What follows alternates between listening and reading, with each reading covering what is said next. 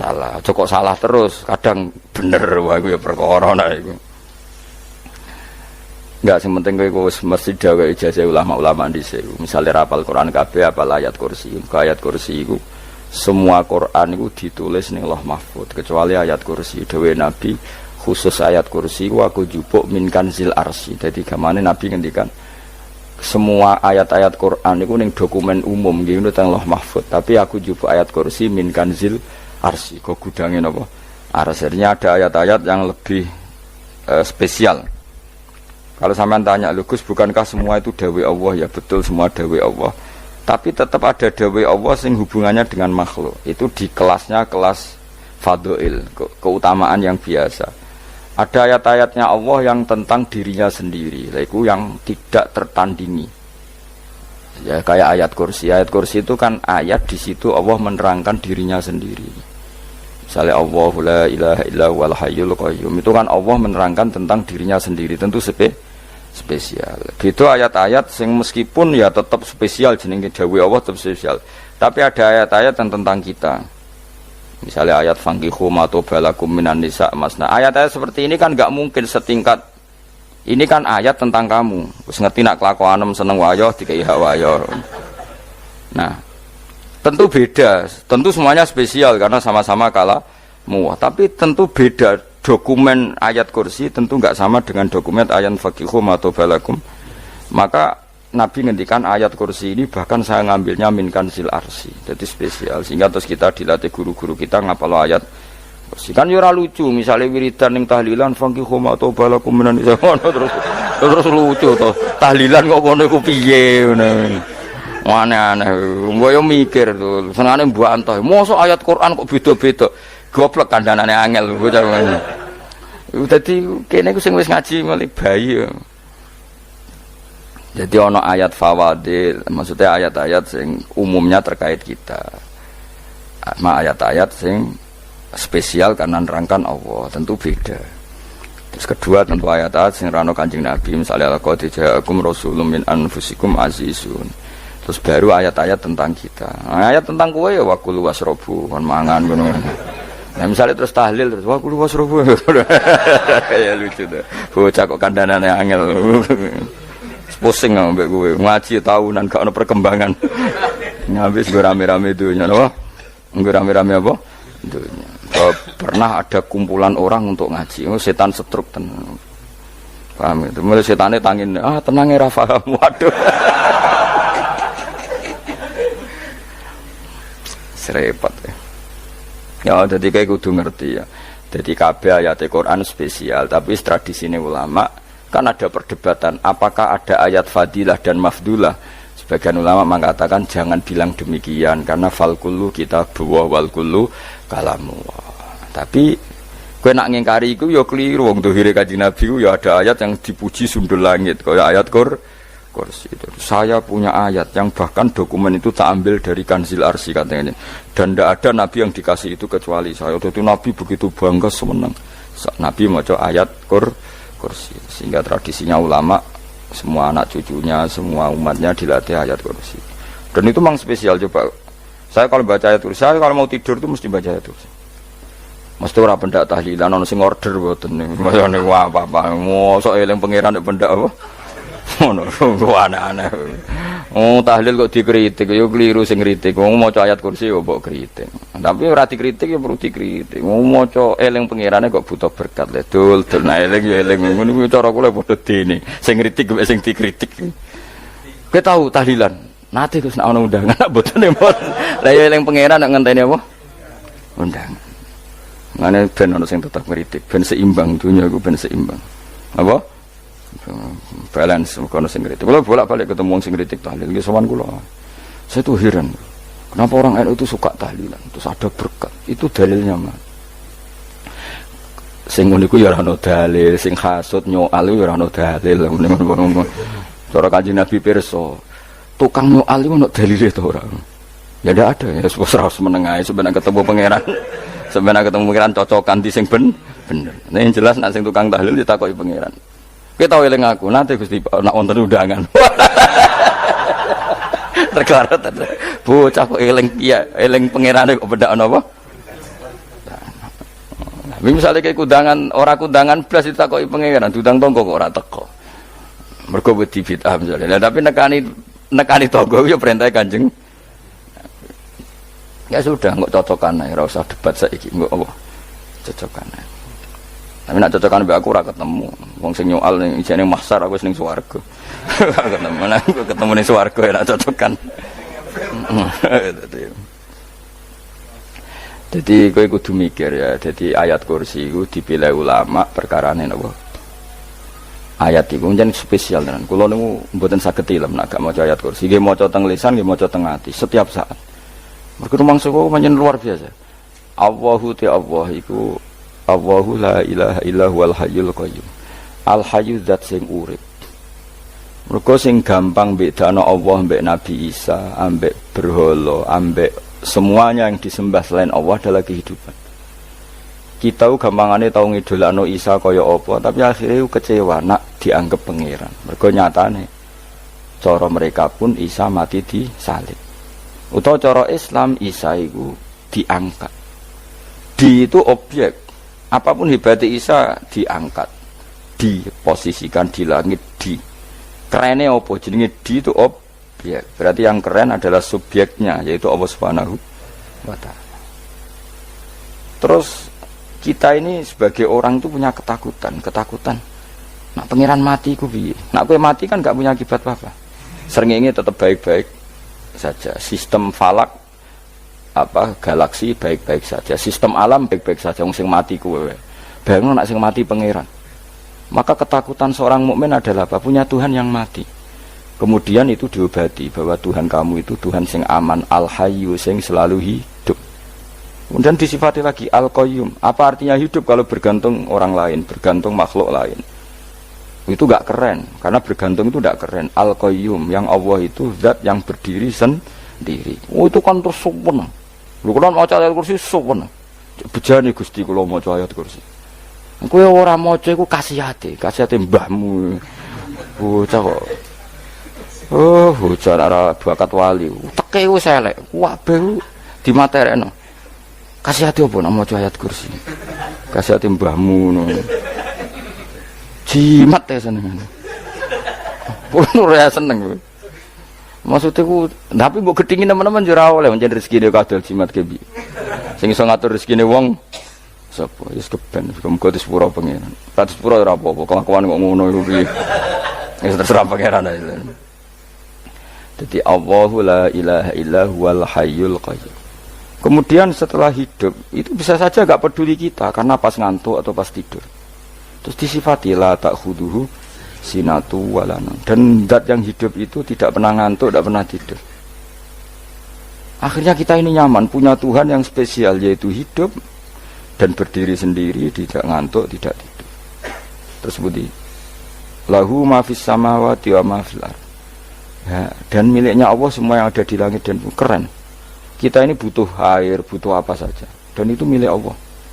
Coba kalau milik manusia, nggak nak loro ning rumah sakit itu, oksigen larangi ngono. Padahal kowe nak loro, oksigen di mana-mana gak tahu bah. Jadi kita seneng. Alam raya milik Allah kita seneng, karena alam ini milik zat yang nggak butuh alam raya, sehingga kita yang make. Allah bikin air, Allah nggak butuh minum. Allah bikin padi nggak butuh makan. Dia bikin semuanya untuk kita. Padahal itu kita tidak ikut punya. Akhirnya seneng mbek pangeran. Cek apike jenengan Gusti gawe ra melok nganggo. Sing nganggo kita-kita ini. Coba aku ora roh gawe rokok gunane apa ora roh. Ya gunane pekerjaan Gus. Menyerap tenaga. Ya wis saurip-uripmu ngono. Sementing kowe roh gunane rokok. Paham nggih? Roh gunane rokok roh carane mandorot kanggo kowe. Dadi padha roe lah sementing.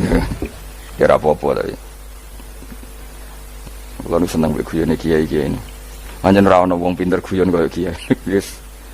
Kalau ini nekani acara resepsi teng Kudus teng keluarga sarang keluargane Lek Lukman. Sing ngisi Habib Umar Mutahar. Semua nang. Jadi guyonane ning kiai-kiai ora wis kiai-kiai kabeh termasuk Habib Umar. Ada orang kiai rokok. Ini cerita anekdot. Ada kiai rokok. Rokokan ngarepe dokter. Pak Yai kalau rokok terus nanti kalau mati gimana? gampang, saya bawa korek. Sing kiai niku maksudnya iku nak mau rokok terus mari mati. Kiai ini yang ngerti maksudnya dokter ngono. Tenang dok, saya masih bawa korek. Maksudnya nak rokok mati gak ada Jumat. Jadi gak sambung apa? Nak biyanane Habib Umar, saya sering membaca bahayanya rokok. Saya baca itu. Setelah baca, saya berhenti membaca. Wangan pikirannya setelah membaca bahaya rokok berhenti rokok. Saya sering baca buku atau apa tentang bahayanya rokok. Setelah saya tahu berhenti membaca. Wong spesial, seneng kula niku bisa nikmati, seneng putune Rasulullah, seneng guyon. Jadi seneng itu gak kudu mewah, apa? Lah kowe seneng ngenteni di Alphard malah kesel to. Wah, dadi kula nu di grup kata lah. Kiai-kiai sing seneng guyon, sing seru. Mergo kula kuwatir saya umat ini punya kenikmatan lewat jalur maksiat. Mulane kula nu seneng ana kiai seneng guyon, bukan seneng papanya. Umat ini punya kesenangan yang tidak maksiat. Itu saja. Ya tentu ada kiai-kiai yang milihnya ada guyon supaya orang enggak uraan, ya bagus. Wah sementing ikhlas. Wis syaratnya kabeh iku sementing ikhlas, sudah ikhlas. Ya ora kudu spesial ikhlasmu, ya ikhlas biasa lah. Kelas-kelas terilah sementing napa? Ikhlas. Saya sering baca bahayanya orang rokok. Setelah saya tahu bahayanya, maka saya berhenti baca. Wongku kaget kabeh. Mergo pikirane wong wis berhenti. Kok ternyata. Mulai saya sering baca bahayanya orang miskin. Setelah tahu bahayanya berhenti merasakan kemiskinan. Jadi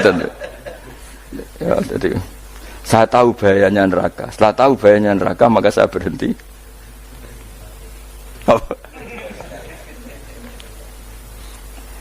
Ya, jadi terus disebutno lahu ma fis samawati wa ma fil ardi. Terus kita nyaman. Kayak apa kalau alam raya ini milik Cina, milik singkek, milik non muslim atau milik wong Islam sekalipun. Mesti apa-apa tuku. Repot. Tapi berhubung alam raya ini milik Allah, kita nyaman. Mergo wa izzat sing super lomo, super dermawan, super semuanya. Akhirnya nyaman. Gamane iso turu. Kan kula nang rumah ayat kursi ora iso turu, bae turu. Kan dia maca lesane nggih ati kula maca. Lahu ma fis samawati wa ma. Terus mangzalladzi yashfa'u indahu ila bi'izni. Ketika Allah itu segalanya tentu yang punya otoritas syafaat, punya otoritas apa saja nunggu izinnya Allah Subhanahu wa taala.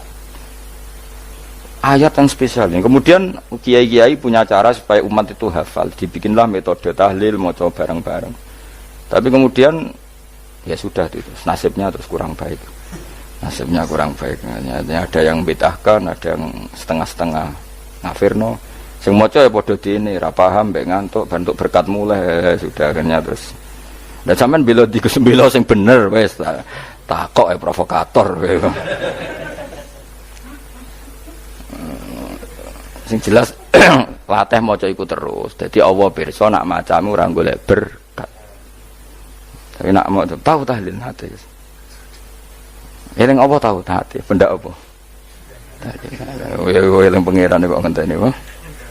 Allah, iku tunggale. Tahu muni alhamdulillah nate apa nak permangan. Muni alhamdulillah kok ngenteni permangan bocah kok ora karo-karuan. Wong nek bakat wali kok teke wis elek. Njape kus keliru terus. Masih wong khusuk lah, ora bakat wali, khusuk tok tapi wis ruwet, uripe ruwet. Terus lahu ma fis samawati wa ma fil ardi man dalladhi yashfa'u indahu illa ya'lamu ma baina aydihim wa ma khalfahum. Dan Allah tahu apa yang di depan kita, di belakang kita. Terus kita lagi-lagi nyaman. Kayak apa misalnya kita yang lemah ini tidak dalam pengawasan Tuhan. Jika mana kalau misalnya dia anak cilik, anak itu tidak nyaman kalau ketika main gak didelok wong tuane karena dia tahu ada hal-hal yang dia tidak bisa menggapai dan butuh setiap saat pada orang tuanya untuk membantu menggapai itu. Jadi anak masih seneng dolanan, sukanya diperhatikan tetap. Nah kita ini seneng sekali main ning dunyane pangeran diperhatikan Allah Ta'ala karena Allah selalu tahu kita. Jadi terus nyaman. Jadi semua ayat itu menjadikan kita nyaman. Nanti Kanjeng Nabi ora sare sedurunge maca ayat kursi, ora sare sedurunge maca surat Musabbihat. Dan saya dalam banyak hal niru itu. Nabi urung sari nek ora maca surat Hasyr. Nah aku ijazah iku kowe kan ra mungkin surat Hasyr ning juz pira wae kira roh kok dijazahno. Sing iku lho sing diakhiri suwi law anzalna hadzal qur'ana ala jabalil la ra'aitahu khashi'am. Itu tapi kok malah kok ngarep subhanallahi ma fis samawati wa ma fil ardi wa huwal azizul hakim. Terus waladzi akhrajal ladzina kafaru min ahli kitab. Ya bener subhanallahi ma fis samawati wa ma fil ardi terus. Tak terusnya terus waladzi akhrajal ladzina kafaru min waladzi akhrajal ladzina kafaru min ahli kitab min diyarihim li awalil hasyr. Wa dzanantum ayakhruju wa dhannu annahum mani'atum husunuhum min Allah fa'atahum tak terusnya serang rapal. Akhirnya ya itu tadi terakhir apa ya'lamu ma baina aydihim wa ma khalfahum terus wala yuhituna bi syai'in min ilmihi illa bima. Dan seseorang itu tidak punya ilmu kecuali dengan kadar yang dikehendaki Allah. Bahwa kita ini selalu objek, punya ilmu ya dikasih, punya rezeki ya dikasih, punya apa saja sehingga status kita makhluk, statusnya Allah khalik, statusnya Allah itu memberi, statusnya kita hanya penerima. Itu bahkan termasuk bab ilmu. Bab ilmu itu tahunya kita ya hanya diberi illa bima sadras wasya kursiyus samawati wal ardo, dan kursinya Allah itu meliputi langit bumi sehingga kita tahu wah keren. Terus wala yaudu hifdzuma, dan ketika alam raya sebesar ini Allah tidak pernah capek mengurusnya. Ya, sampean tak pasrahi gawe kok ngrumat srengenge, sampean ngrumat listrik omahmu lho kadang kabel pedhot dope pedhot iku Allah ngrumat srengenge mulai digawe nganti saiki gak tahu mati, gak tahu bayar. PLN itu kon gawe 0, sekian gak tahu rusak setahun kon jamin ora ngara iso. Allah gawe srengenge mulai Nabi Adam nganti saiki ora tahu bengkelno. Oke gak tahu mikir ngono, jen ra wali yo. Lah srengenge misale error terus pangeran ngumumno leren sik 3 wulan lagi ditoto. Ya repot dul. Ngono kok ora tahu mikir bocah kok. Lan utek sing anut wali-wali itu teke waras. Men dhuwit ora di dhuwit sumpek di dhuwit seneng wis ngono tok pikirane. Ora tahu kagum mbek srengenge, ora tahu bengkel, ora tahu. Mergo emang ora bakat wali itu teke wis innalillahi wa inna ilaihi raji'un. Ngono kok do urip ngono. Habis ben urip pancen nang waya apa? Mati rame-rame apa? Donya nak ana ku ya sepi tenan. Gak ana wong gawa nasa urip ngalor gitu. Ngaji sepeda dibayar paham yang mulai apa yang mulai nggak takut ibu juri barang mau kaji mau Gus Pak nerangno apa delok rekamane atek dah wae tapi aku luwih seneng ngono timbang kowe nyimpul malah tambah keliru kabeh. Kula niku paling asline paling ra cocok ngaji disimpul lho uteke beda kok nyimpul aku terus piye. Tapi dilarang piye wong niate ya seneng, tapi didukung mesti keliru, wong nyimpul keliru. Mergo mesti nganggo teke dhewe. Wis ben kono rame-rame apa. Kulo kadang mikir ya Allah. Ya saiki PLN ngurus listrik sak Indonesia iku dibagi-bagi per wilayah. Jogja tok, kok Bantul tok iku bengkel. Allah nggih srengenge iku langsung bener terus. Nak wong bosan digawe bengi ben ra ketemu srengenge digenti bulan nek enak. Kok bosan matahari, bosan rembulan ana mendung wis turu. Damuk bojo lah laudan selali. Sekarang itu segampang itu ngatur dunia itu segampang itu. Paham ya? Jadi enak lah pokoknya urip wis enak, pokoke kabeh anut pangeran wis enak. Wala yaudu hifdzuhuma wa huwal aliyul azim terus turu. Semun Gusti kula tak tilem seteng dunia baik-baik saja. Sopan nang mbek pangeran. Lah maca ngene kok ngenteni kundangan. Kok kon dadi wali kuwi. Lah sing rapal ayat kursi terus ngritik, ora hafal. Buta ngono. Wis apal lose wis darah di bitalas penting kowe hafal ayat kursi sik. Apal? Enggak. Ya ayat kowe hafal sik terus lagi bid'ah ora apa-apa. Dadi mergo ngono. Kaya kula misale bid'ah ora bener, mergo ora tahlilan lah ya maca. Kalau yo bingung ngadepi jenengan belondi padha ora jelas iki. Yo ayat kursi ku waca. Nah, tentu ayat yang seperti ini kan enggak mungkin kualitasnya setingkat nyuwun sewu ayat waqulu wasrobu. Makanya banyak ulama sampean delok teng kene itqon teng kitab-kitab tetap ada ayat sing spesial. Ada ayat sing spesial tapi tentu enggak sekelasnya. Jangan kamu katakan atas bawah nanti suul adab kalah muwah, tapi tentu spesialnya ayat kursi itu tentu super karena menerangkan Allah sendiri. Sementara beberapa ayat menerangkan hak kita sebagai manusia, misalnya wakulu wasrobu, tentu kualitas fadhilnya beda. Tapi jangan katakan klasmen, jangan, karena kurang sopan dengan kalam wah, tapi tetap beda. Makanya Nabi ngendikan ayat 3 apa loco nak peturu waca di mana-mana waca. Nabi begitu bangga dengan ayat kursi. Akhirnya kena bakul ditulis didol. Paham apa? Ditulis didol. Nah, baru kayak didol ya akeh hikmah akhirnya dipasang ning ruang tamu. Akhirnya ketara iki wong Islam bera Islam barokah ya ayat kursi. Ya sing pokoknya berpikir positif wae. Wah, berarti sing di omah Islam bukti nopo ana ayat kursi ini. Lho kula nu beberapa kali diselametno ayat kursi. Kula nak ning perjalanan marung. Itu kadang yang merasa nyaman mergo ning warunge ana ayat. Wah, berarti Islami lah. Ora kuwatir iki ana daging celeng, tetep nulung ngoten. Ya ini jujur mawon kula niku tetep asobia. Artinya nak ning perjalanan sing gak jelas lor kidule ora ro daerah kok marung ana ayat kursi. Paling ndak kan orang ini punya etika. Kira-kira ora bakal apa? Jualan daging babi lah misalnya. Ya tetap bantu lah, tetap. Umpamane terus dikek nggon salat. Sanajan to sing duwe misale mbok salat ora ya ora perlu.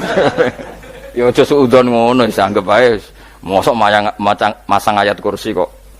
Ya sih gitu. Kan lumayan ada perangkat yang itu. Akhirnya ya bakule payu ayat kursi ini sing di omah ya payu promosi nek iki Islami, sing blonjo ya nyaman, wis padha enake lah. Ayat kursi ini sing enes mergo tinggo. Ya tapi ya ndak lah. Nak niate ngono ya tapi ya ayat kursi tetap mulia dengan dirinya sendiri. Kulo seneng tenan mbek jenenge ayat kursi ya. Ya tadi kekhawatiran kita punya Tuhan yang tidak sempurna itu terjawab bahwa Tuhan kita super sempurna. Jadi kulo bayangno anggar turu njen seneng. Senenge wae Gusti nak kula turu iku langit bumi gak masalah. Bayangno nak pangeran sing turu, sistem Tuhan hancur. Makanya syaratnya jadi Tuhan la ta'khudhuhu sinatu walan. Padahal kita menyaksikan Nabi Isa turu. Beberapa yang dituhankan selain Allah turu ngantuk. Bayangno misalnya kowe pas donga sing mbok dongani turu. Kan kacau. Makanya Allah mensifati dirinya dan itu memang fakta la ta'khudhuhu sinatu walanam. Allah ora tau ngantuk, ya boten nate. Akhirnya sewenang kita, sewenang banget mbek pangeran. Mergo dengan sifat-sifat seperti itu. Akhirnya raditu billahi napa rabba wa bil islami dina. Al-Islamu siji Islam Al-Qur'an lan Qur'an Muhammadun Rasulullah. Wa yang bagilan saya celana ketika kita anak kula yang ngucap kita fi kulli yaumin raditu billahi napa rabba wa bil islami dina. Raditu ridho ingsun billahi lan rabban sebagai pangeran. Aku ridho banget, seneng banget Allah sing dadi pangeran. Muga mau pangeran liyane Allah ya kacau tenan. Nanti pangeran terus turu, terus ngantuk, nak ramangan lemes kan pusing. Apapun hebatnya Nabi Isa misalnya buat pangeran ya pusing. Kadang pas sare, dungani tenan juga boleh pas apa? Sare ribet. Tapi kita di pangeran sing la ta'khudhuhu sinatu wala nama bil islami dinan wa Muhammadin sallallahu alaihi wasallam rasulan wa nabiyan wa bil Qur'ani hukman wa imam. Dan kita ridho Quran sebagai panduan hukum lan dadi imam. Imammu panu mantap. Terus nikmatmu piro? Islam, Quran, Muhammadur Rasulullah wal afiatu lan sehat. Ittifaul makarih tegese ora. Kaya kowe ngene iki ra di dhuwit lah kan gagah. Ora ning penjara, jajal kene penjara lara kabeh. Baru kae ra di penjara Mas yo dirokok saler ngalor ngidul. Ambek go nasoikul ibad bariku kenalan ke grup wis rame entunya wis. Gak penting ngaji paham ora penting, sementing tambah kenalan. Amit-amit tenan wis ben kok nek rame-rame apa dunya. Wasitro lan ketutup sangka celok satrul uyub. Dalah celamu ra konangan wong akeh. Yes, padahal ya kurang ajar lho kara-karuan. Dalah ya rapati konang.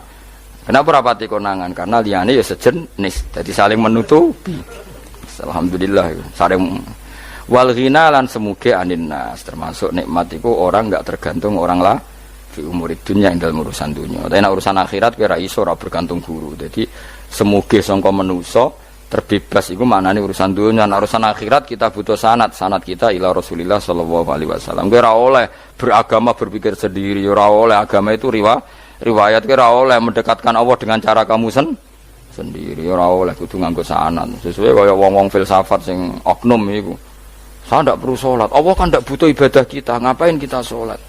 Mbahmu ngono sing wong ngerti nek Allah ora butuh kita saja kok bogo kebanggaan mulai dhisik kiai yo ngerti nek Allah ora butuh kita yang butuh Allah. Lah mengekspresikan butuh kita kepada Allah kita nek Allah ora tau butuh, bocah kok goblok ora karuan. Ya itu karena dia berpikir cara beragama dengan pikirannya kita ndak. Kita tahu Allah ndak butuh kita tahu. Kenapa kita sholat? Karena kita butuh Allah. Nah butuh Allah itu implementasi kita di ajarannya Rasulullah kita sholat. Kok malah Allah ora butuh sholat. Jadi kira sholat Allah ora apa-apa. Kowe ra ono wae Allah ora apa-apa, kowe aneh-aneh wae. Zaman kowe ra ono Allah ya ora apa-apa, baik-baik saja. Itu jokono kowe iku masalah, tapi ora bagi Allah, bagi kamu sendiri. Nah Allah ora masalah wis nyediakno neraka. Ya jadi orang itu boleh tidak butuh orang lain tapi fi umurid dunia. Nah urusan akhirat kalau butuh sanad ya wa inna hadzal ilma dinun fangzuru amman ta'khuduna dinakum. Agama ini ilmu, kamu harus punya sanad. Ya mau misalnya kula alhamdulillah di sanad kata lah. Keluarga saya terutama yang Mbah Mun terus ya sedaya lain dari keluarga saya, keluarga guru kita, gurunya guru kita sampai carane bernafas kita wae eling Allah mau fi kulli nafasin apa ada dauni amillahi wa ifdali fi kulli nafsin wa nafatir miswaya kita semua nafas kita.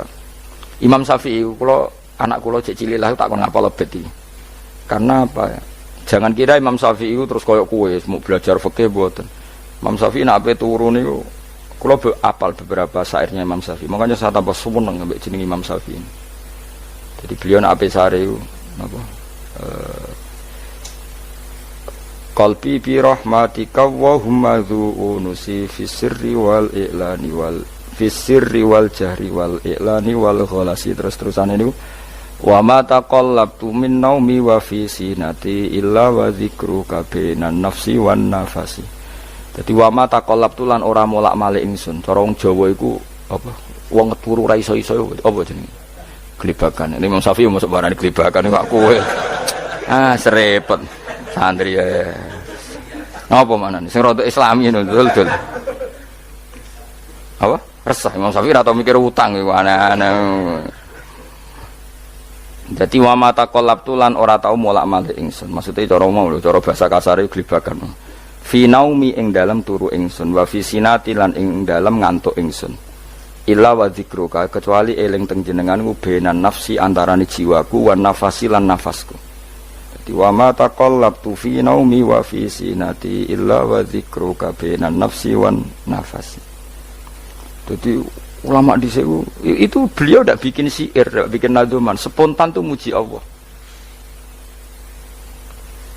Nah, saiki ora sing madzhab Syafi'i kaya kowe wis wae turu ra iso glebakan. Mari rong mangan.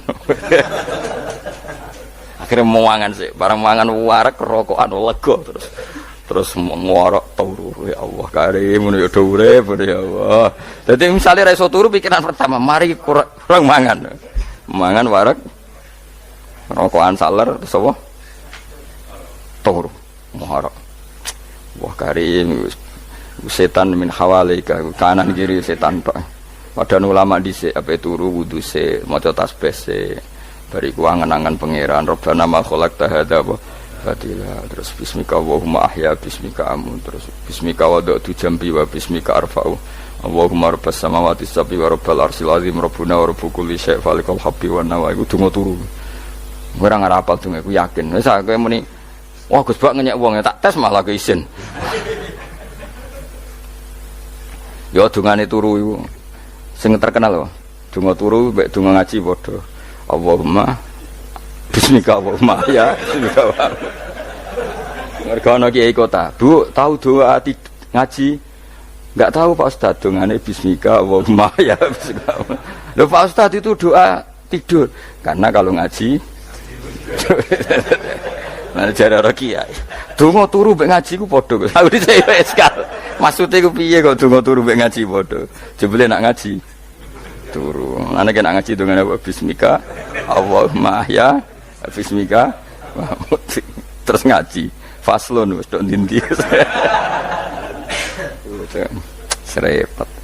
Wis rame-rame. Jute yo urip apa? Wal afiatul lan afiate difaul makare tegese ketolak sangka barang sing ora seneng. Supaya kula suwun nggih supaya jenengan sing seneng pangeran iki sai-sai samu. Supaya piye-piye sifat dasar wong mukmin bi walladzina amanu asyaddu hubbalillah. Misale ora iso asyaddu ya sementing hubban. Ya tentu asyaddu itu wong mukmin banget senenge ning pangeran. Kena makome rong iso asyaddu ya sementing ana senenge. Ya ana apa? Ana senenge wis dengan kadar yang klasem lah sampai iso.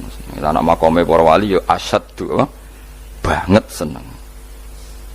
Mau apa turu nak orang mau ayat kursi gak lega ya paham. Cukup mau ayat kursi bedak tahli. Mulane aku seneng ono sing ngritik aku seneng. Ben rame itu ben seru. Sing ngritik ya muga-muga apal tahlil. Jadi ngritik itu fair, ora apa-apa apal terus ngritik.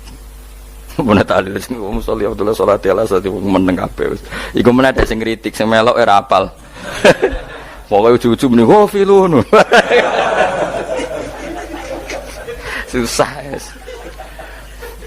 Iya deh kau masoli Abdullah sholati ala sati makhlukatika Nuri Huda saya mas Nuri Huda terus oh itu yang gurih semua orang gofil aduh nggak ramai itu makiai apal asal profesi ini apal karena yang desa modelnya permanen bagian tahlil yo tahlil terus bagian dungo yo. Jadi sehingga kiai dongo kok digeser jadi mimpin tahlil yo gagap. Lho akeh lho kiai ngalim kon mimpin tahlil yo mikir mergo wah dateng daerah kula kiai ngalim bar kon mimpin tahlil terus maca la ilaha illallah. Wah niki sempun niki pun tak takoki kene apa? Kapal. Dene ra apal urutane iku ora apal. Itu kan butuh apa ya? Butuh keahlian gitu. Repot. Kok gini sing tahlil loro. Kapok ngene. Nah kula tetep apal tapi singkat ae. Iku ngono sing luwih ahli to. Sing guri wis sing guri kacau meneng. Tahlil dening kiai iki sing guri sampe wah suwi iku. Mergo terkenal mbah iku nak tahlil. Suwi. Aduh.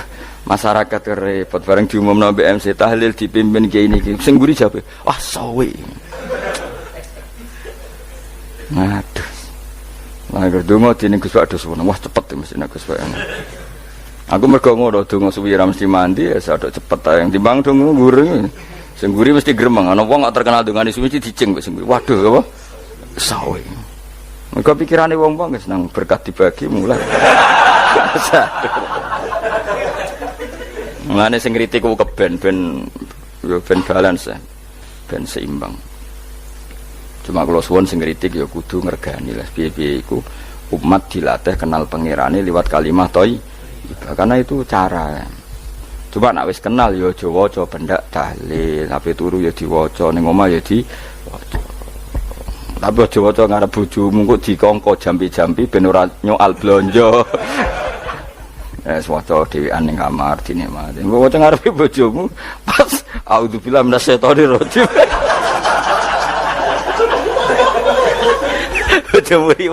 Memang aku setan. Ora perkara tok.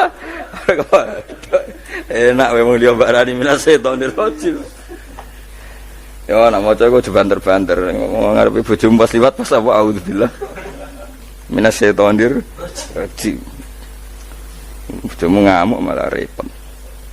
Anas sange Anas anan Nabi sallallahu alaihi wasallam kala dawuh sapa Nabi dawuh yaqulu dawuh sapa rabbukum pangeran sira kabeh fil hadis qudsi dalam hadis qudsi dawuh ya ibnu adam ya anak adam tafarruh tenanono sira li ibadah tafarruhu fokus farruhu fokus tafarruh fokus sira tapi mosok iki ku maknane fokus apa iki ku maknane apa tenanono sira li ibadati krana ibadah ingsun amlak mongko ngebayi ingsun kalbaka ing ati sira hinan ing semuge kowe atimu kebaki eling aku mesti atimu ku sugih wa amla lan ngebayi ingsun ya deka ing ngarepmu rizkon apane rezekine utawa rizkon ing rezeki wis aku eling aku tenanan mesti atimu tak gawe ati sing cukup lan rezekimu tak cukupi. Ya ibna Adam, la taba atau aja ngedoh sira an lisange ingsun.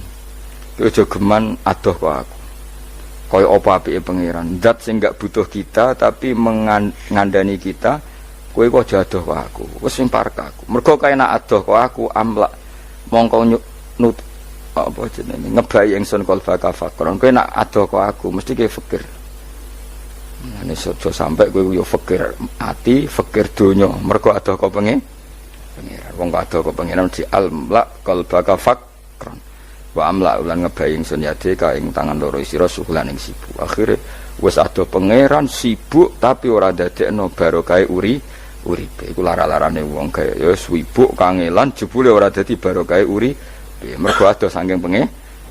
Ruang riwayat hadis sapa Tabrani Imam Tabrani wal Hakim. Falamma ta'antu fi thamani asyrata wa sannaftu kitab qada ya sahaba wat tabi'in. Terus sannaftu tarikh fil Madinah inda qabrin Nabi sallallahu alaihi wasallam wa kuntu aktubuhu fil layalil mukmirah. Terus beliau saking kepingine tabarruk mbek Rasulullah niku setiap ngarang niku momentumnya nyari supaya dekat Rasulullah sallallahu alaihi wasallam. Terus ketika harus ngerasani orang, jadi kadang ngerasani wong ya penting. Karena ilmu itu harus dikontrol, nggak boleh semua orang bilang qala Rasulullah sallallahu alaihi wasallam, bisa hoax, bisa mencatut, bisa menjual. Nak muni kultu kan gak mandi, menurut saya kan gak mandi. Tapi kalau menurut Rasulullah sallallahu alaihi wasallam kan mandi. Jadi potensi pencatut itu banyak. Sehingga dibutuhkan koreksi dalam ilmu hadis disebut al-jarhu wa ta'dil, disebut al-jarhu wa ta'dil. Harus ada kualifikasi rawi. Nah kualifikasi rawi itu dilihat dari siapa. Beliau harus mengkonfirmasi mbek tanggane, mbek kancane. Kadang ning jaba ketok sabar, ketok ramah, jebule nek nang omah kerenge ra karuan. Nah, itu harus dikonfirmasi. Akhirnya singkat cerita Imam Bukhari itu dalam banyak hal kadang ngrasani tiyang. Akhirnya diprotes. Jenengan niku kiai kok tukang ngrasani wong, kira-kira gitu lah cara basa Jawa niku. Wong kiai kok ngrasani orang. Terus beliau ngendikan innama rawaina dzalika riwayatan walam naqulhu min indi anfusina. Semua itu terkonfirmasi karena tonggo-tonggone, konco-koncone bilang seperti itu, tapi tidak pendapat saya. Jadi kamane misalnya kula di konco Zaid, jare konco-koncone nak utang ra tau nyaur gitu. Maka ini sudah saya diskualifikasi. Tidak boleh jadi rawi hadis, nak utang ra nyaur gitu. Tapi orang maksudnya ra nyaur mampu. Nah ra mampu alhamdulillah dadi ra wajib. Mulane sampean nak kepengin diutang ora wajib bayar, ndonga kere sak kere-kerene. Lho niki ijazah nih. Niku dijamin langsung mboten apa? Wajib. Monggo nak kepengin jajal. Kobil tuh. Wah sembrono tenan guys. Monggo nak sing kepengin diutang mboten wajib napa? Nyaur niku kedah kere sak kere-kere nganti mboten wajib napa nyaur. Mengke nggih mboten wajib haji, mboten wajib zakat. Statusnya langsung mustahik. Nggih monggo nak kepengin jajal. Nak kepengin jajal. Nggih kula terusaken nggih. Terus orang dulu itu biasa ngerasani tiyang ndak cocok. Tapi kalau ketemu itu ya hormat. Karena ngerasani ini bentuk loyalitas sama ahadits Rasulillah supaya tidak diriwayatkan dari orang-orang yang tidak adil. Inna hadzal ilma dinun fanzuru amman ta'khuduna dinakum. Tapi dia secara pribadi nggak ada masalah karena setiap orang selain Nabi tentu punya salah, nggak masalah. Kita hormat orang yang punya utang nggak bisa nyaur nggak masalah. Tapi ya sudah dirawi hadis untuk kang bodoh nih. Nanti kalau ini kola Rasulullah sing utangi ku utangnya ra nyaur kok kola Rasulullah. Sing camah iku Kanjeng Nabi. Ya orang dulu itu bisa melakukan seperti itu bisa. Makanya ya ini agak unik. Ya jadi ini cerita-cerita sing dialami napa Imam sinten Bukhari. Saya atau orang kaya atau sing donatur. Iku duka. Beliau ngendikan la yasauni an akhussa bisama'i qauman duna qaumin. Saya tidak bisa. Ini semuanya umatnya Nabi kemudian saya hanya ngajar 1-2 orang. hanya karena dia anak pejabat atau orang tertentu, tidak bisa. Kalau kamu mau ngaji, ikut ngaji umum. Terus jenengan ini misalnya so salam templek teng kula 1 juta, gelem ra gelem ya ngaji umum. Gak salam templek ya Allah, gak ngaji ya Allah. Sementing ojo terus pepeh bayar, ngajine khusus Gus. Ojo ono wong liya. Ben sing pinter kula tok umat Nabi liyane gioblok kabeh. Mboten purun, Imam Bukhari ngoten mboten purun. Terus la yasauni niki kula waca iki. Padahal niki anake raja. Anna Khalid bin Ahmad Khalifah Ibnu Thahir sa'alahu ayaqdura manzilahu fa yaqra at-tarikh ala auladi famtana min dzalik wa qala la yasauni an akhussa bis sama qauman duna qaumin. Jadi intinya niku Imam Bukhari akhirnya boten apa? Kersa. Lalu niki cerita keramat-keramatipun Imam Bukhari. Imam Bukhari niku selain kualifikasi hadis sesuai al-jarh wa ta'dil, niku setiap hadis niku disolati. Beliau adus sholat 2 rakaat, memanfaatkan perangkat rohani. Jadi beliau kualifikatif ya, al-jarh wa ta'dil ini rawi layak. Misalnya ada orang soleh khusyuk nang masjid terus. Biasanya problem wong soleh ora tau ngaji iki mboten purun. Iki soleh tok paling nang masjid pelarian. Niku kan kathah tiyang wiridan ning masjid tak kok betah ning masjid. Nek ning omah ono sing ngamuk ning ngene mboten. Malah pengurus-pengurus takmir masjid ya ali. Nek cerita kula niku sakniki kuwathah Gus, tiyang teng masjid itu suwi-suwi. Dadi mlayu ning masjid iku perkarane kudu ngising, ning omahe WC-ne elek ning masjid apik. Lho nu bar dhuwur turu, ditakoki takmir kok turu ning kene ning omah ana kipas angin ning kene ana kipas angin. Niki mboten suudzon, suul yakin kathah sing ngoten niku. Dadi ini mun sak dhuwure suudzon. Wong kula ora Imam Bukhari wae salah ra Allah. Engko njuk sepuro pengenan. Tapi itu cerita.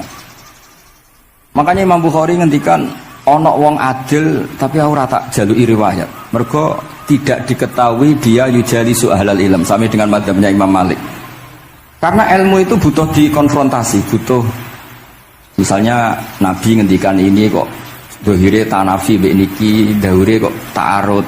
Itu kalau ahlul ilmi ngerti duduk perkaranya. Karena itu ilmu itu.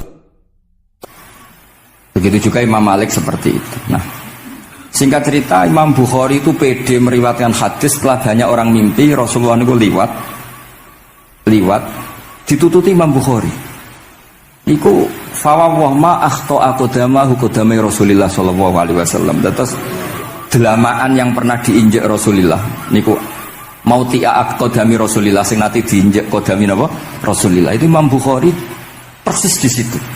Akhirnya ulama tahu itu maknanya betapa persisnya beliau ketika meriwayatkan hadisnya Rasulullah sallallahu alaihi wasallam. Ada lagi orang mimpi niki teng kitab Fathul Bari. Imam Bukhari itu betul khirbah itu semacam pisau kecil. Yadzubu anhu itu kalau ada orang melukai Nabi, dia yang bela-belain supaya orang itu tidak bisa melukai Nabi. Dan itu ditakwil oleh ulama bahwa beliau yang nanti akan mensortir al-ahadis al-maudu'ah, dibuang semua, nggak boleh dinisbatkan kepada Rasulullah sallallahu alaihi wasallam. Jadi kamane itu jasa-jasa pun Imam Bukhari. Terus ketika beliau mau kapundhut, niki ben mboten kesuwen niki Gus Sapang pun badhe nyanyi Gus. Apa nasid? Nasid itu terjemahannya nyanyi ku anak-anak. Nah kanggo jenengan terjemahannya nyanyi. Nah ya amang mboten terjemahannya tetap nasid. Sholawatan ya. Nah Gus Sapang nyanyi ben tawadhu sederhana bahasane ora usah sok suci biasa wae. Dadi nak Muhammad bin Yahya ya amang ini qasidah terjemahannya sholawat. Gus Sapang wis nyanyi ngaji lagu insyaallah barokah tawadhu niku apik lah. Terus Imam Bukhari ketika mau kapundhut itu tertib sekali. Saya banyak membuktikan baik secara bacaan maupun nyata orang-orang soleh itu kalau mau kapundhut itu tertib. Mulane sampai nak kapundhut aja selonang-selonong. Nak mati ku sing tertib, sing rapi lah, tertata.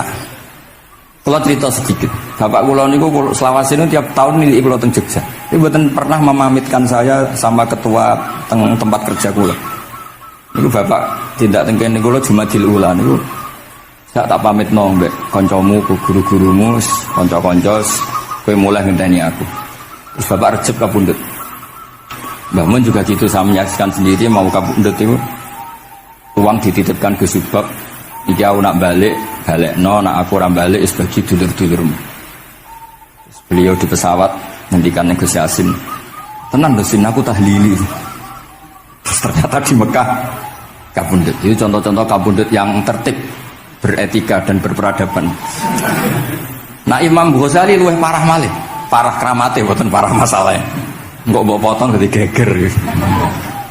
Niku badhe kabundut itu tuku kafan piyambak. Tuku kafan. Terus kanca-kanca sing perjalanan 3 hari karena dulu enggak ada pesawat. Ora ono WA. Iku diundang. Tolong dirangkas ning nggonku ya. Ketika beliau kabundut itu orang yang perjalanan 3 hari enggak ada yang terlambat. Ditakoki, "Kenapa kamu enggak terlambat?" "Saya sudah diundang 3 hari yang lalu."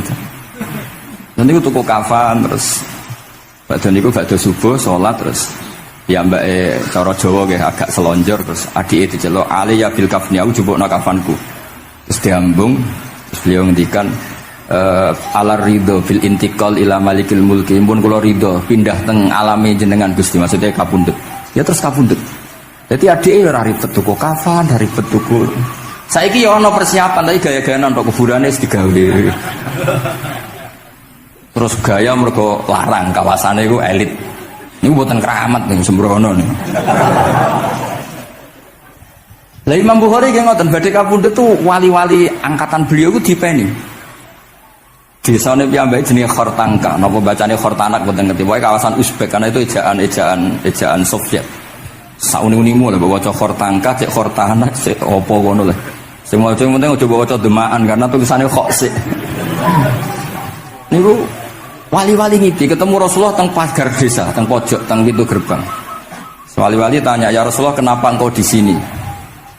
"Antaziru Muhammad bin Ismail." Aku ngenteni Muhammad bin Ismail. Apa tak jak bareng. Terus wali-wali ini tangi krungu kabar Imam Bukhari kabundut. Nama beliau kan Muhammad bin Ismail. Jadi akhirnya wali-wali ngerti. Jadi ya badhe kabundut itu ditunggoni Rasulullah sallallahu alaihi wasallam. Kula waca nggih tak waca Arabe. Engko nak mboten paham nggih muni amin semuanya. Mboten santai mawon sampean. Kula niki mumpung dadi wong saleh mergo nderekaken kersane Habib Bidin. Ya kadang saleh kadang ora, nek ora saleh ya istighfar wis gampang. Urusan mbek pangeran niku gampang. Ribet urusan mbek manusa. Wis njuk sepuro iki kadang gremeng ya. Tapi ora usah kaget ya apik manusa kalah apik mbek pangeran. Pangeran wis Ghafur kok manusa kok Ghafur ketok ya ora lah wis biasa wae mboten. Gampang urusan mbek pangeran ya. Ya cara kaidah fikih kan ngoten. Haqqullah mabniun alal musamaha. Urusan mbek pangeran iku gampang. Urusan mbek manusa ruwet ya. Sing dawuhe ali niku wis. Niku fakta apa pengalaman ya? Pengalaman apa fakta? Pengalaman. Niki kanca kula wali ali Ali Al-Habsyi. Nggih boten enten perkembangan mulai mbek kula ya ora jelas ya. Oke kalau waca ya. Akhbarona Muhammad bin Makki sami'tu Abdul Wahid bin Adam at-Tawasis yaqul ra'aitu an-nabiyya sallallahu alaihi wasallam fi naumi wa ma'ahu jama'atun min ashabi wa huwa waqifun fi mawdi'in fasallamtu alaihi faradda alayhi assalam faqultu ma wuqufuka huna ya Rasulullah qala antadhiru Muhammad bin Ismail falamma kana ba'da ayamin balaghani mautuh fanadhartu fa idzan huwa qad mata fi sa'ah allati ra'aitu fiha an-nabiyya sallallahu alaihi wasallam. Monggo ya nak badhe kapundhut sing tertib ya. Habib Ali bin Utsman kabari Habib Bidin ya Ali Al-Habsyi ya Muhammad kondo-kondo sik dadi saged takziah ya. Nah, ketika Fatihah itu sebegitu keramatnya, sebegitu topnya, itu setan rapat singkat cerita itu yang tadi dipimpin oleh iblis yang sedang terkapar apa? Terus tali obatnya nggak ada, cuma dia shock karena ada surat yang turun yang melafatkan itu pasti selamat dari apa? Neraka. Nah ini gimana saran Anda? Terus sarannya adalah bikin orang-orang itu lupa tidak baca Fatihah. Nah ini rapatnya iblis. Idzabu wajtahidu hatta tufilu qulubahum hatta la yaqulu hadis surah. Kala yuksiru qira'ataha wa la yakunu lahum ajrun wa thawabun bal yakunu lahum adzabun wa iqabun. Kemudian yang terakhir saya beri ijazah tentang Al-Fatihah ya, karena ini surat yang populer. Kalau saya ijazahi Quran 30 juz pasti sampean nggak hafal. Atau ijazah surat Baqarah, kalau mau Baqarah mau. Ijazahi surat Baqarah mau 2 juz setengah. Mau Mas Asep? Ya Fatihah aja yang gampang ya. Nah, ya kulhu Fatihah ini paket ringan ini. Tapi pahalanya apa? Besar. Ini beda ya, artinya selama ini mungkin Anda baca tapi monoton ya. Tapi ini saya bacakan teks aslinya tentang istilahnya itu mazaya itu kelebihannya Fatihah. Saya baca Arabnya dulu, nanti ini terakhir ini ijazah tadi kan saran-saran umum tentang sosial. Ya, pokoknya jadikan kebaikan itu punya nilai sosial yang baik lah. Jadi nanti orang yang nggak amanah nggak laku, ya calon bupati, gubernur, presiden yang nggak amanah juga nggak laku. Begitu juga kiai yang tidak amanah juga nggak laku, suami yang nggak amanah juga nggak laku, istri yang nggak amanah juga. Sehingga kebaikan ini jadi nilai sosial yang dalam tanda kutip sudah keniscayaan. Yang diinginkan Allah itu seperti itu, bukan kebaikan yang dipaksakan karena kekuatan negara. Maksudnya kalau bisa kebaikan itu tidak usah dipaksakan. Memang sudah satu kebutuhan. Kayak cerita-cerita di negara maju itu, bahkan apapun jatuh itu nggak ada yang ngambil apa itu. Makanya gambarannya Mekah Madinah kan gitu kan, barang jatuh nggak ada yang berani apa ngambil itu, saking sudah jadi sistem. Sehingga banyak negara di Eropa itu yang sampai nggak punya tentara, nggak punya polisi karena kebaikan itu sudah. Nah kita kan masih capek, polisinya aja capek apalagi masyarakatnya, karena kebaikan itu belum jadi nilai bersama. Nah kita selain ditopang negara, ada polisi, ada tentara, itu kita usahakan kebaikan itu jadi nilai bersama. Tadi wa'tamiru bainakum bima'ruf. Dan kita punya reputasi yang bagus dalam bab ini. Saya masih ingat kecil saya itu yang jilbaban hanya keluarga kiai. Sekarang rata-rata masyarakat itu jilbaban. Dulu yang sekolah SMP, SMA itu jilbaban kadang dulu malah dilarang ya, harus sama seperti itu seragamnya. Sekarang sudah boleh. Dan nyaman. Lama-lama yang dapat simpatik ya yang pakai pakaian model tertutup seperti itu. Lama-lama gamane cara wong golek mantu ya golek yang seperti itu daripada yang blodor. Lama-lama jadi nilai bersama. Ya ingin saya seperti itulah. Di terminal juga sama. Orang mau makan cari warung yang kelihatan ada ayat kursinya, pakai jilbab, atau paling enggak dia enggak mungkin lah nyuguhkan yang tiren atau yang haram. Kan ada garansi sosial, ada apa? Ada garansi apa? Sosial dengan penampilan yang soleh itu kan, masa iya nyuguhkan oplosan babi gitu misalnya itu. Jadi nilai sosial itu harus harus benar-benar jadi nilai. Sehingga negara biar gak capek-capek. Polisi juga gak capek kan, karena tugasnya corong Jawa mau ngawat-ngawati tok, tapi sudah tidak perlu tegang karena kebaikan sudah jadi nilai bersama. Ya, ingat-ingat ya ayatnya tadi, wa'tamiru bainakum bima'ruf. Jadi kebaikan itu harus jadi nilai bersama. Iktimar itu menjadi urusan bersama. Makanya kalau kita rapat besar disebut apa? Muktamar. Muktamar itu urusan bersama. Ya tadi, imamnya sholat juga menopang Gojek karena nggak lama-lama nopang Grab, nopang Kernet, nopang penjaga Indomaret, penjaga bensin, pom bensin. Nah dia hanya punya waktu 5 menit terus imamnya baca Baqarah kan. Iya imamnya mursyid, mungkin dia tambah lama tambah dapat aplaus dari muhibbinnya, tapi makmumnya dia tambah lama tambah dapat penghormatan dari pecintanya, tapi kitanya wah khusyuk wali kan, dia dapat status naik lah, kita yang sudah tidak ikut jadi wali diganggu apa pekerjaannya. Kalau ada imam seperti itu sampai mufaroqah saja, niat ya Allah sampai sini saja saya makmum orang itu, silakan orang itu punya urusan sendiri dengan jenengan ya sudah, atau salib saja apa. Ya, itu boleh kalau dalam fikih namanya apa? Mufaroqah. Mufaroqah itu niat, tapi kamu jangan langsung selonong mufaroqah, niat dulu pamit sama Allah bahwa sekarang mau mufaroqah. Ya, tapi ya jadi sholat yang aneh kan, imamnya masih rukuk, kamu terus sujud, terus apa-apa selesai ya. Mungkin dalam pandangan itu orang lain ini maksudnya makmum gimana ini kok begini. Tapi sudahlah Allah Maha tahu. Insya Allah dimaklumi. Ya saya baca tentang Fatihah ya, karena sampean pasti sering baca Fatihah. Supaya sekaligus jadi jimat lah gitu, jadi Kalau kamu sering di jalan-jalan yang mungkin sepi atau mungkin kan tidak semua teman Grab itu nasibnya bagus yang di Semarang Jogja. Mungkin yang di Kalimantan di Papua kan ada yang 10 kilo gak ketemu rumah, ya kan? Ya lihat di TV-TV itu kan kasihan kan. Sudah 10 kilo gak ketemu rumah, penumpangnya kuwekar preman tuh kan. Ini makan orang enggak kan gitu. Kan ujiannya dua. Kalau penumpangnya cantik itu ya kecoba syahwat, kalau preman takut. Jadi orang itu selalu ujian itu. Sing sedengan itu kan jarang orang itu. Jadi kalau penumpangnya perempuan cantik ujiannya itu syahwat, kalau preman ujiannya ketakutan. Kalau orang yang lemah bawa uang ujiannya kamu ingin garong. Jadi hidup itu memang semuanya ujian. Liyabluwakum ayyukum ahsanu amala. Makanya saya sering ditanya oleh teman-teman, Gus, nah ujiannya kenal wong wedok elek piye sama? Kenal wong ayu ujiane syahwat, kenal wong elek ujiane ngenyek, itu sama-sama dosa. Syahwat ya dosa, ngenyek juga dosa. Welek keriting untune metu ya dosa ngomong gitu. Kadang-kadang orang berpikir enak kancanan wong elek gak dosa. Kata siapa kancanan wong elek itu ya dosa karena bawaannya ngenyek. Ngenyek itu menyepelekan itu. Makanya saya itu ya gak mau berteman sampean. Nanti kan bawaannya ngenyek atau seneng ya enggak tahu saya. Ya sudah ada takdir saja kalau ketemu ya tak ulang ngaji gitu. Tapi ini ngaji terakhir, setelah ini ngaji biasa aja enggak usah resmi gini. Ngaji kok resmi aneh. Pokoknya nanti suatu saat kalau pandemi sudah berlalu saya akan ngaji Rebona, lalu ini ngaji. Ini ngaji yang kurang bagus karena ngatur kiai kurang berkah ini. Nanti tapi ya lumayan lah masih mau ngaji.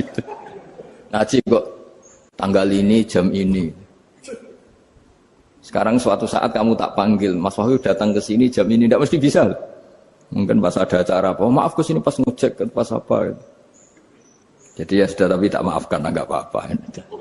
Takdir ya. Tak bacakan supaya sampean tahu keramatnya bismillah. Nah, sebelum saya bacakan bismillah Fatihah tak beritahu tentang ilmu tafsirnya karena ini penting sekali. Fatihah itu dawuhnya Allah, tentu itu dawuhnya Allah. Saya ulang lagi itu kalamullah. Tapi yang sudah diberikan kesampaian ke kita semua. Sehingga seakan-akan itu menjadi dawuhnya kita ke Allah. Jangan salah loh ya. Fatihah itu dawuh Allah tapi sudah diberikan ke kita. Sehingga posisi kita itu yang punya itu. Nah kenapa ini perlu dijelaskan? Karena nanti ada kalimat iyyaka na'budu wa iyyaka nasta'in. Kalau itu masih kalam Allah, berarti Allah ngomong ke kamu, ngendikan ke kamu, kepadamu aku menyembah. Masa Allah menyembah kamu?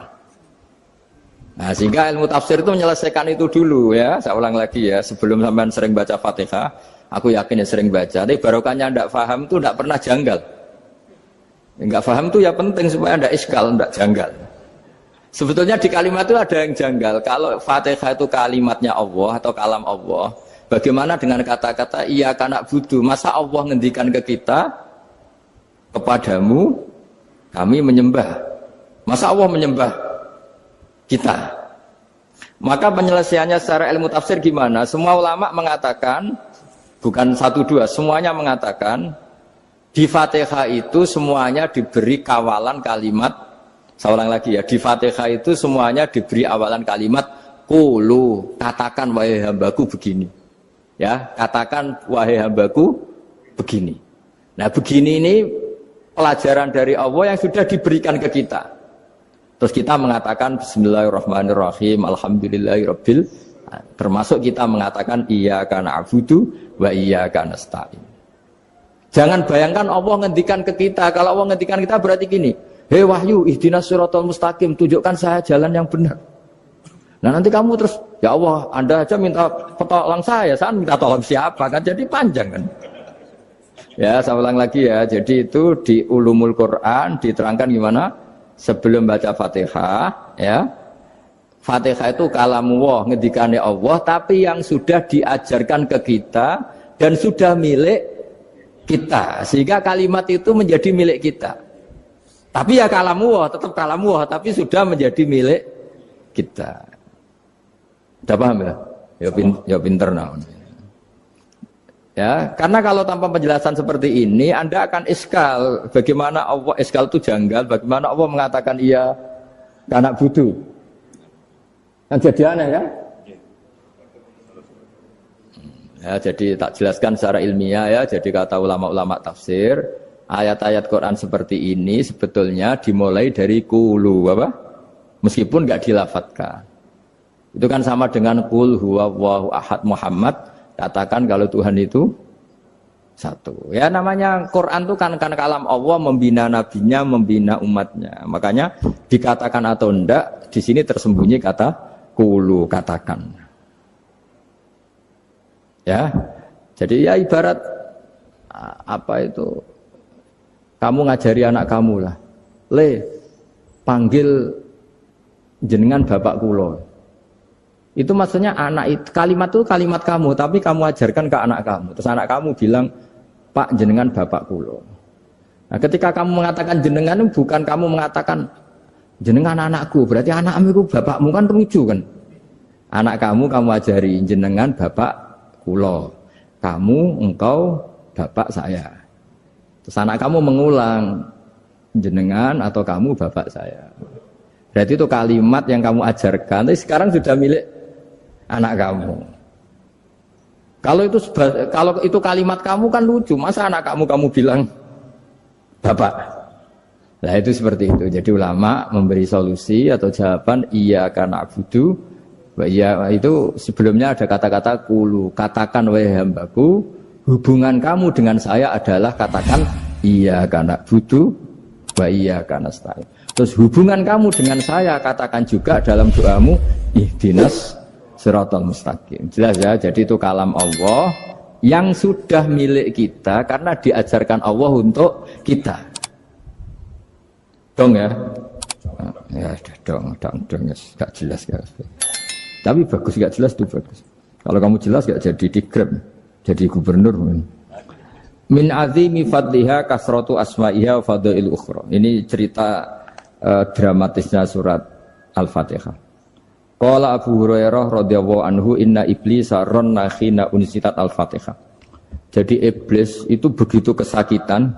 Ini kitab Abu Abul Farad karangannya Sayyid Muhammad Alawi, juga kutipan dari beberapa kitab. Yang jelas beliau sendiri juga ngutip dari beberapa riwayat di beberapa hadis. Halaman 123. Ketika Fatihah turun itu iblis kesakitan. Kayak orang sakit gigi lah, tersiksa sisanya karena turunnya surat apa? Al-Fatihah. Artinya kalau Anda baca Fatihah dijiwai, maka Anda melemahkan setan, melemahkan iblis. Wa qala Mujahid, khina unzilat Fatihatul Kitab ronna fastama indahu asyayatin. Jadi ketika Fatihah itu turun, iblis itu terkapar lah kira-kira. Sampai dijenguk banyak setan. Jadi kemana di ICU lah kira-kira gitu kalau sekarang itu. Entah COVID entah enggak tahu. Pokoknya di ICU sampai dijenguk banyak setan. Enggak tahu bawa apa enggak tahu. Pokoknya dijenguk banyak setan. Nah yang nyangoni karena ini apa? Ketuanya apa? Pingsan, sakit. Jadi iblis itu sakit sampai dijenguk anak buahnya setan-setan. Ya semoga kalian semua tidak kenal setan. Kalau kenal berarti teman apa? Wa qalu misla dzalik wa qala lahum laisa mimma taquluna syai'un walakin unzilat suratun laisa ajru qailiha illa an harrama alaihi nar jahannam. Saya ini bukan sakit fisik kata iblis. Kamu tidak usah jenguk saya, datangkan dokter terbaik, tidak usah. Saya ini tidak sakit fisik. Saya ini sakit karena ada surat yang diturunkan, yang pahala yang melafatkan surat itu pasti selamat dari neraka. Padahal misi terbesar saya ini supaya manusia masuk neraka. Sekarang punya tamengnya. Wah pusing kan? Ya seperti orang lah goda sampean ternyata sampean setia itu kan pusing. Nah ternyata tidak setia itu yang akhirnya ribet kan itu. Jadi iblis itu cita-cita terbesarnya kan semua orang itu masuk neraka. Nah sekarang turun satu surat yang gara-gara surat itu siapapun yang baca dijamin selamat dari neraka. Jadi walakin unzilat suratun laisa ajru qailiha illa an harramallahu alaihi nar jahannam. Karena jadi dia shock lah, kalau orang di Jawa itu bilang shock. Aduh sial nasib saya ini umat nggak bisa saya goda lagi karena punya tamengnya tadi punya. Qad batala kaidukum wa makrukum. Rekayasa kalian sekarang itu tidak ada gunanya semua. Nah, ini alhamdulillah di Indonesia kelihatan kan banyak yang miskin, banyak yang susah.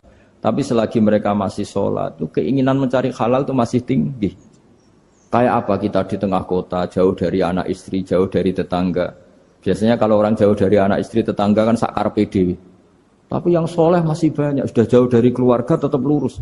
Loh kalau yang dekat lurus kan wajar konangan wong akeh kan. Ini sudah jauh masih lurus. Nah ini enggak lepas dari barokahnya surat apa? Surat Fatihah tadi. Jadi karena ada surat yang menjamin pelafalnya atau qailiha terbebas dari api neraka. Wa qalat as-sayatinu lahu is ayyusai'in ta'muruna ya maulana. Faqala lahum idhabu wajtahidu hatta tukhfilu qulubahum hatta la yaqulu hadhihi surah. Lalu kita gimana? Jari para setan gitu. Lalu kita gimana? Terus kata iblis, sudah bikin mereka lupa sehingga tidak baca lagi. Selagi masih baca kita pasti keok. Jadi kalau sampean sudah jarang baca Fatihah itu berarti sudah bagian dari kemenangan apa? Iblis. Jadi kalau sampean sudah jarang baca Fatihah itu berarti bagian dari kekalahan Anda, kemenangan iblis. Masih sering baca? Berapa kali? Terus apa lagi?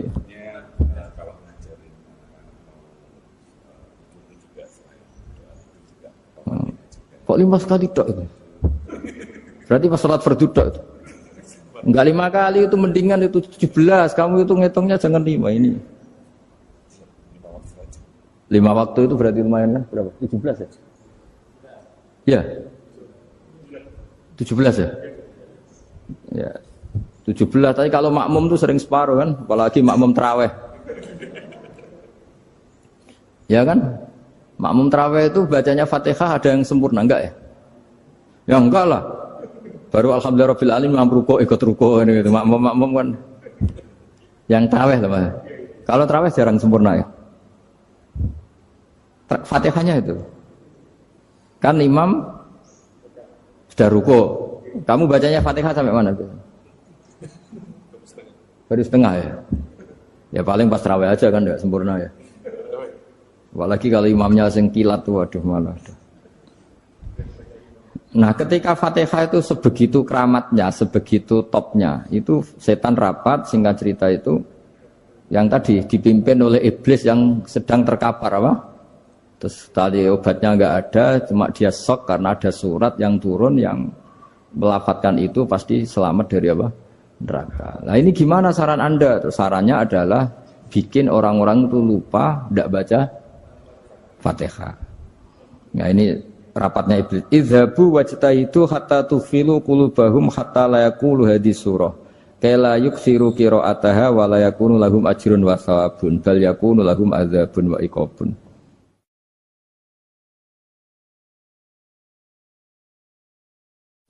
Jadi saya mohon selama ini Anda sudah baca, tapi mungkin hanya rutin saja. Napa rutin?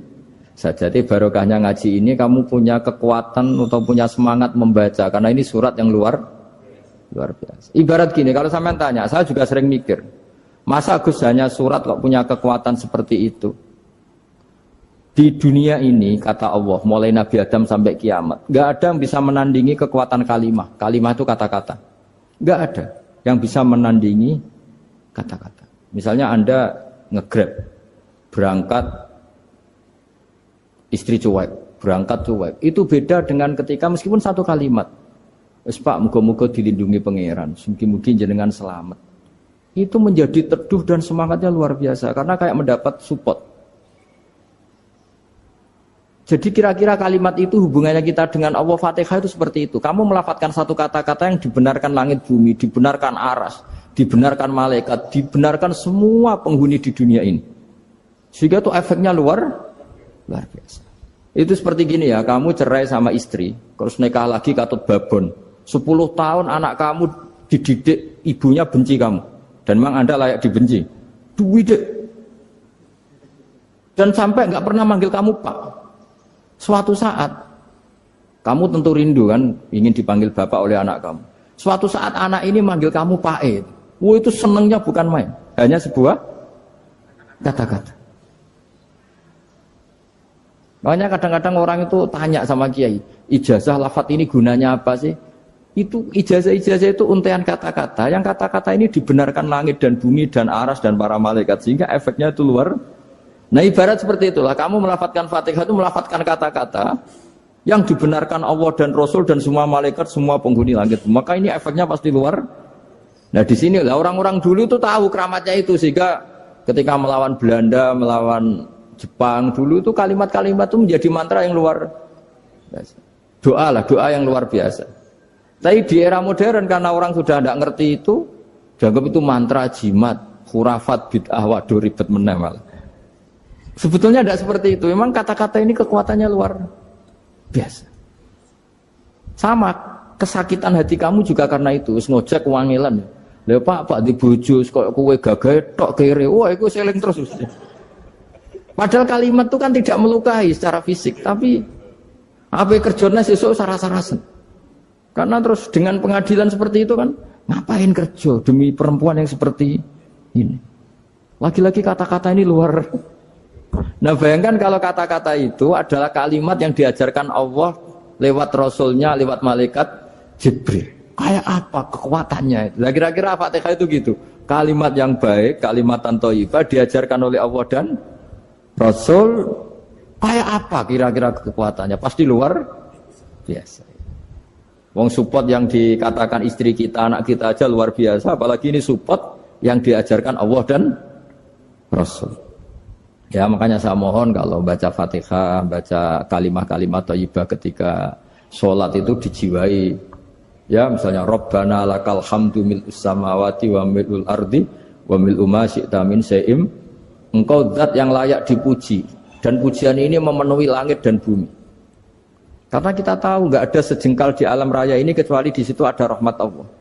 Misalnya kamu bisa lewat sampai rumah saya, kamu mungkin anggap biasa saja. Coba kalau ngalami likuifaksi, tahu-tahu bumi ini ambles, bisa ngelewati yang likuifaksi itu luar. Tanyakan orang pernah ngalami likuifaksi di Sulawesi, itu melihat bumi bisa diinjak nggak ambles itu, wah luar. Zaman nggak ngalami itu sehingga lewat bumi ya biasa aja. Coba kalau ngalami seperti tidur, ya biasa aja. Coba kalau ada gempa, bahwa bumi tenang ini sudah nikmat yang luar biasa. Masa kamu ngakui nikmat nunggu digituin? Ya kan? Nah, makanya baca Fatihah dijiwai lah, bahwa ini kalimat yang luar biasa. Nah, saya teruskan ya. Warwa Muslimun fi sahihihi an Ibnu Abbas radhiyallahu anhuma annahu qala bainama Jibril alaihi salam qaidun dan Nabi sami anaqidan min fawqi farafa'a ra'sahu faqala hadza babun minas sama futihal yawma lam yuftah qaddu ilal yaum fanazala minhu malakun faqala hadza malakun nazza ilal ardi wa lam yanzil qaddu ilal yauma fasallim waqal absyir binuraini qad uti tahuma lam yu'tahuma nabiyyun qablak Fatihatul kitab wa khawatimu suratil baqarah. Jadi suatu saat Jibril ini jagongan kira-kira gitu sama Rasulullah. Tahu-tahu langit itu gemuruh. Karena langit gemuruh kata Jibril terus semuanya ngangkat kepala ke langit. Ini pintu langit baru ini dibuka, yang sebelumnya tidak pernah dibuka seperti ini. Turunlah malaikat, yang malaikat ini pun malaikat spesial, yang enggak malaikat murahan lah kira-kira gitu, yang enggak pernah turun ke bumi kecuali juga saat itu. Dengan penyambutan yang luar biasa, dengan semuanya tidak pernah terjadi. Hanya karena surat Fatihah. Jadi ini surat yang luar biasa, pengawalannya lewat malaikat yang spesial, enggak pernah turun di bumi kecuali saat itu. Penyambutannya juga enggak pernah seperti itu, baru seperti itu. Jadi semuanya itu spesial. Nah, kenapa ini spesial? Karena di situ ada isi puja-puji kepada Allah Subhanahu wa ta'ala. Ada ikrar kita, alhamdulillah rabbil alamin, ar-rahmanir rahim. Ikrar ini penting. Kalau contoh paling gampang gitulah. Kamu punya istri selama ini cerewet terus. Suatu saat ngomong, "Pak, tak angen-angen rono wong lanang koyo sampeyan." Wah, itu langsung ndak ada lelaki sebaik engkau. Itu sampean senengnya Masya Allah. Karena ada ikrar dari seorang istri ke kamu. Nah bayangkan kalau ikrar kita sebagai hamba diakui oleh Allah Subhanahu, maka ikrar ini akan dicatat sebagai kebaikan kita yang kita panen nanti di akhirat. Karena ada ikrar. Kita ikrar bahwa alhamdulillah rabbil alamin, kita ikrar ar-rahmanir rahim, kita ikrar maliki yaumiddin, kita ikrar iyyaka na'budu wa iyyaka nasta'in. Sampean misalnya jadi orang Indonesia, ketemu orang Indonesia yang makmur di Jerman, terus lupa Indonesia. Kamu orang Indonesia, enggak, saya enggak orang Indonesia. Mangkel gak kira-kira? Mangkel. Karena salah ikrar kan gitu. Ya, jadi saya mohon jangan anggap kalimat itu hal yang biasa, tapi luar biasa. Nggih, ngoten mawon. Assalamualaikum warahmatullahi wabarakatuh.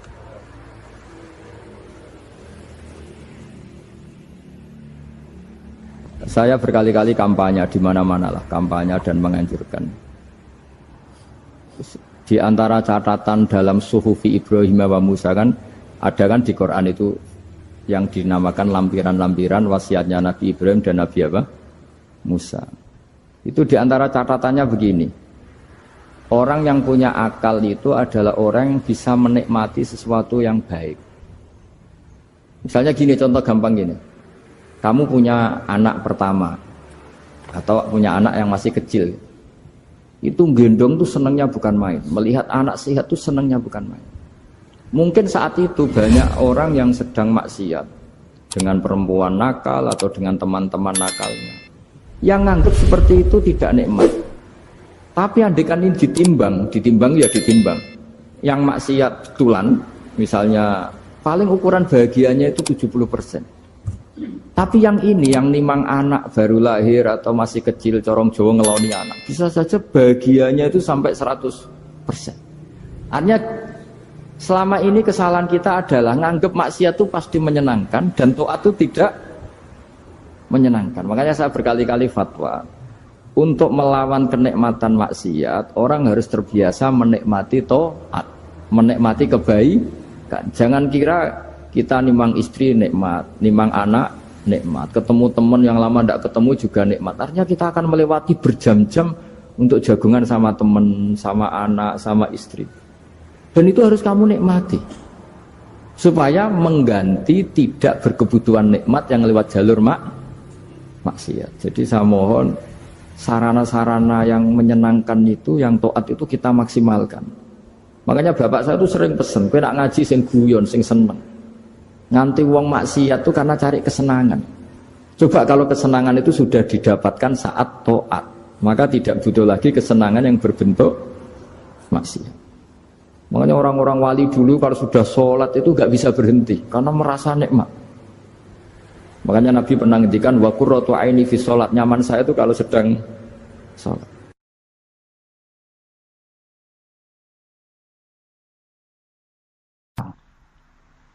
Ya sampean nggak apa-apa kalau menyaingi saya, tulis saja di rumah kamu ahli jamul jami'. Barang diparani ahli apa? Ahli jilid. Maksudnya kalau kitab kamu rusak bawa sini. Ya nggak apa-apa. Nah, sehingga syarat utama jadi nabi itu sebetulnya memaklumatkan diri.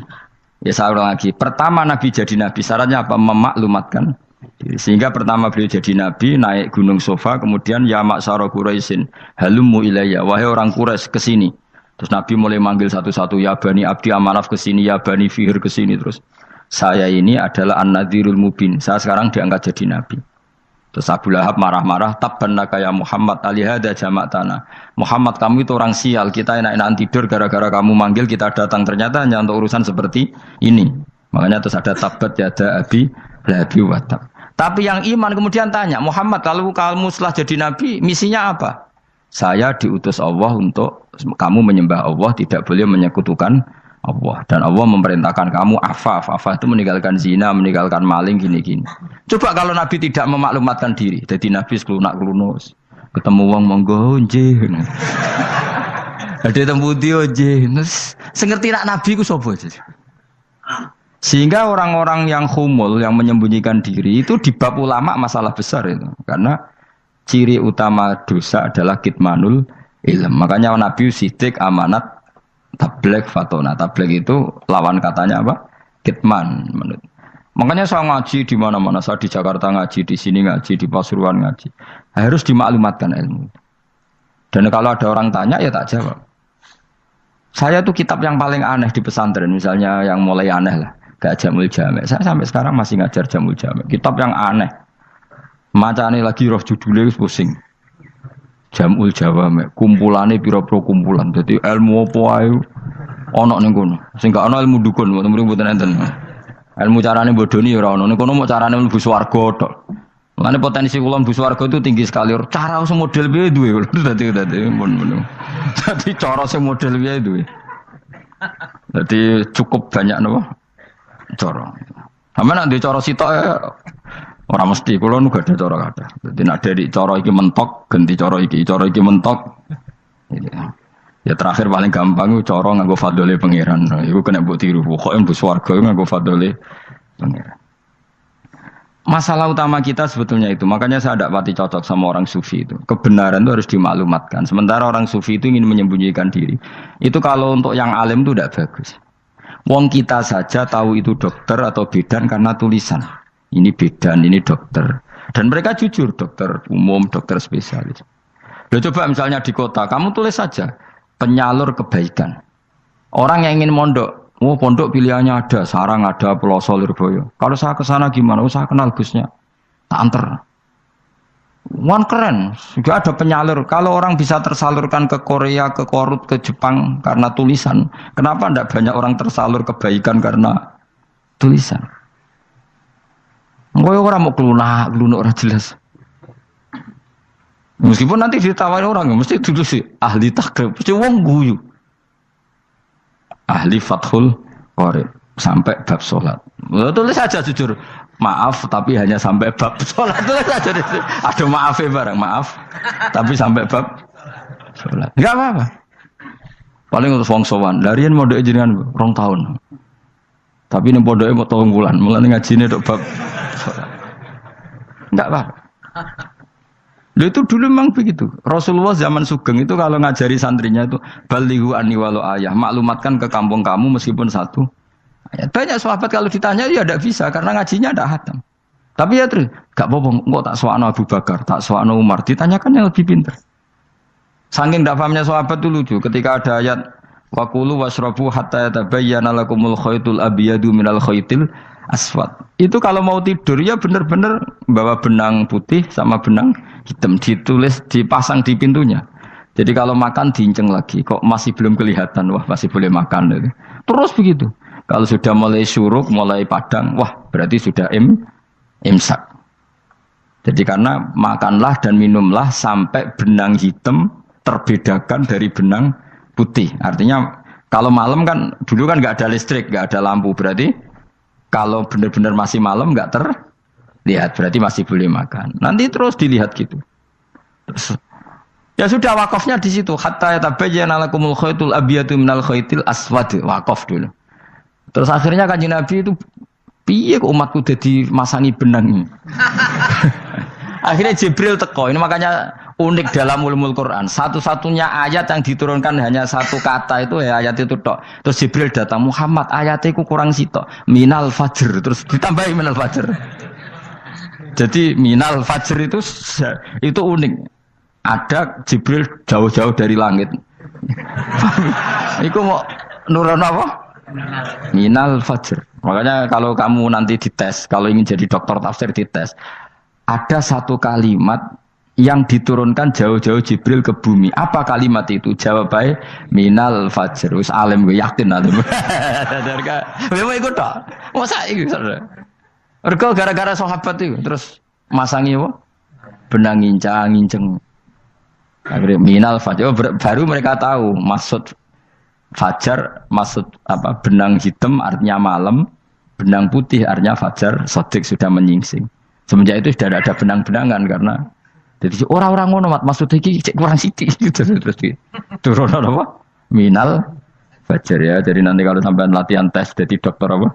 Tafsir. Ayat mana yang diturunkan hanya 1 kalimat atau 1 kata jawab apa? Minal fajr. Itu lolos langsung dokter. Pun pinter. Ya pinter ngerpek maksudnya orang diganda. Lah nanti hubungan kita dengan Allah ya seperti itu.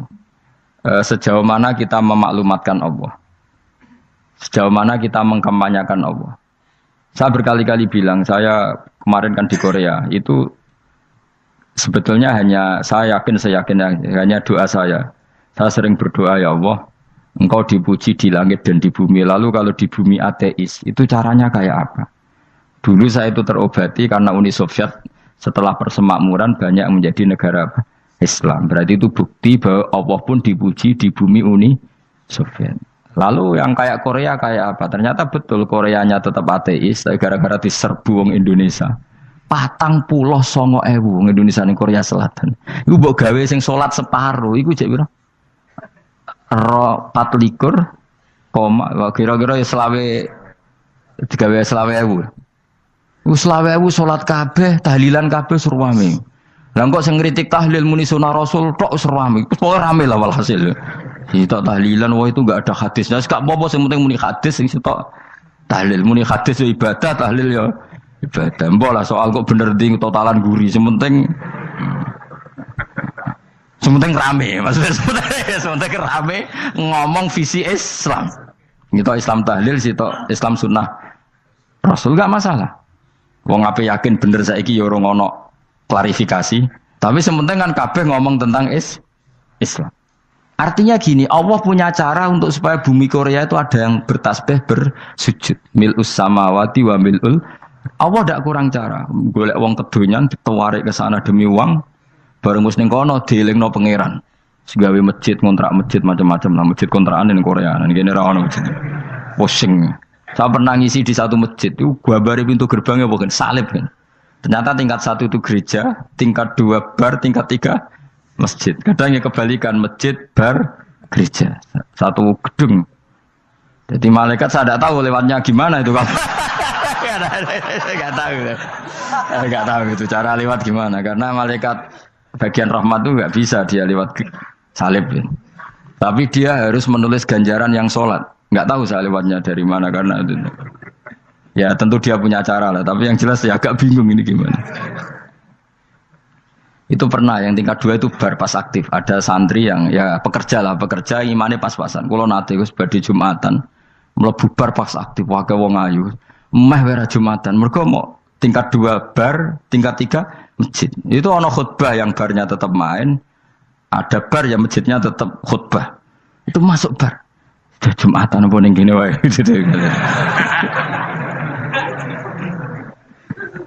Akhirnya ya di situ beberapa menit terus ada komat Jumatan. Dosa ta Gus ini. Ya aku muni.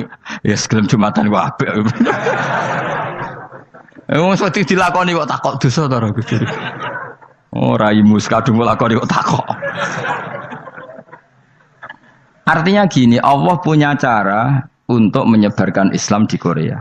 Sama seperti Allah punya cara untuk menyebarkan Islam apa? Di Indonesia. Dulu orang Gujarat, Punjab, ya sejarah ini menurut saya ya tetap sebagiannya benar. Meskipun tidak seluruhnya benarnya sejarah Islam masuk Indonesia rata-rata orang kan menulis pedagang Gujarat, India ke Indonesia dagang karena mereka mukmin akhirnya juga menyebarkan apa? Islam. Itu jelas nyata. Meskipun tidak semuanya seperti itu karena ada yang dibawa Yusuf Baros itu yang muridnya Sayyidina Ali itu. Terus juga ada yang dibawa beberapa habaib dari Yaman langsung ke Indonesia. Kayak yang di daerah Tuban itu kan langsung habib-habib dari Samarkand langsung ke mana? Tuban. Makanya saya bilang sejarah itu semuanya benar. Karena memang variasi masuknya Islam di Indonesia itu banyak. Jadi itu enggak masalah. Sampai niru sing kedunyan mawon sing luwih gampang. Napa? Longgih tuh. Kayak Jakarta itu kan kota kayak gitu. Baru kayak wong kedunyan orang ke Jakarta semua. Gara-gara tahu mondok pedutan tadi ahli Fathul Qorib tadi yang sampai bab sholat terus bikin masjid. Iku coba takoki faraid terang ora iso kan. Pemene takoki muamalah terang ora iso, tapi nak trimo carane sholat sing batal apa ngentut roh. Aduh. Ilmune roh nak nganti bab iku jek roh. Sing batal sholat apa jek roh ngentut nyekel wong wedok jek roh. Tapi mbok aja takoki sing detail apa?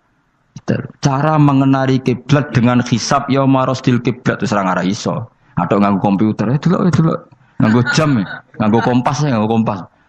Padahal ono ilmune ya marosdil apa kiblat di bulan tertentu, hari tertentu itu nanti matahari tepat di atas Ka'bah. Serang arah iso, nak ngono niku serang arah iso. Ya saya ulang lagi ya. Jadi kesalahan kita adalah kebenaran itu kita sembunyikan.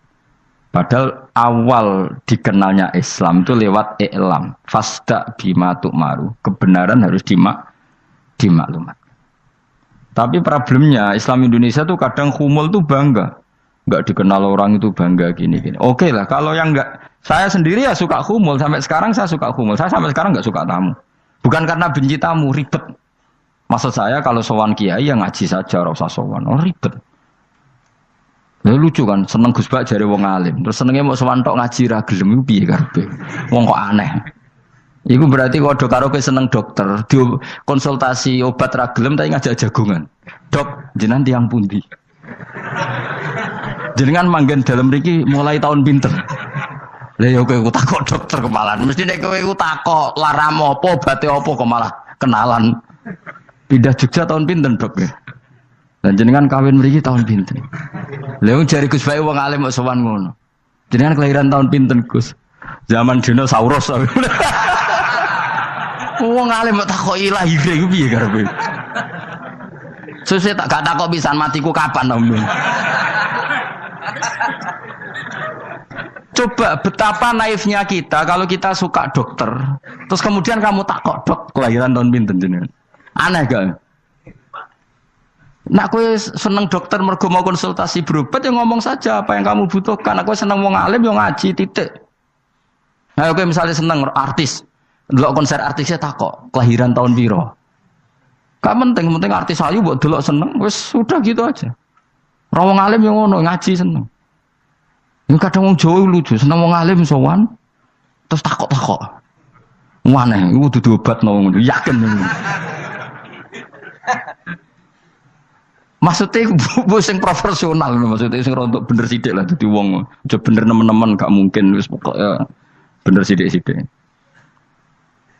Makanya kemarin ngaji apa Nasaihul Ibad kan gitu, mujalasatul ulama artinya apa? Fi majlisil ilm, ketika ngaji, ora kok mujalasatul ulama utawa sowan matekno wong ngene tejo. Duh. Kula termasuk kiai yang kampanye ini. Soalnya termasuk kiai terkenal tapi sing tamu kula rapati kathah. Iku jaga masyaallah tenan wis. Duh. Muga-muga rodok tobat sithik-sithik maksudnya. Maksudnya ya sudah lah. Ya tadi hubungan wong alim ya sudah ngaji. Kalau hubungan sama dokter ya tanya konsultasi apa? Medis. Kan lebih enak. Nah, hubungan mbek dukun wis takok wis. Mbah niki menyangking pundi? Kok jenengan dermemel nglafadzno apa sing kalimate sing jelas kena apa nak dermemel mandi nak jelas kok ora mandi ku piye? Takono. Aku yo guru pun mbek dukun. Wong kalimate ra jelas kok mandi. Nak jelas gak mandi. Mergo nak jelas kita bodoh ini. Ayo gumun mantra iku mesti gak. Wae rungokno tenanan kalimate terus ora jelas. Dukun-dukun dulu. Yo kok mandi, nak jelas malah mandi. Mandine tenan ora ya ora. Ya saya ulang lagi ya. Jadi sebab itu di Quran sering ada kata i'lamu, kenalilah, ketahuilah. Jadi awal dari agama ini adalah harus tahu. Maka menyangkut harus tahu ini lalu Allah bikin media. Media itu apa saja. Tapi lalu kita bisa berdebat tentang media. Itu yang kita tidak tahu nanti hisabnya di depan Allah Subhanahu wa taala.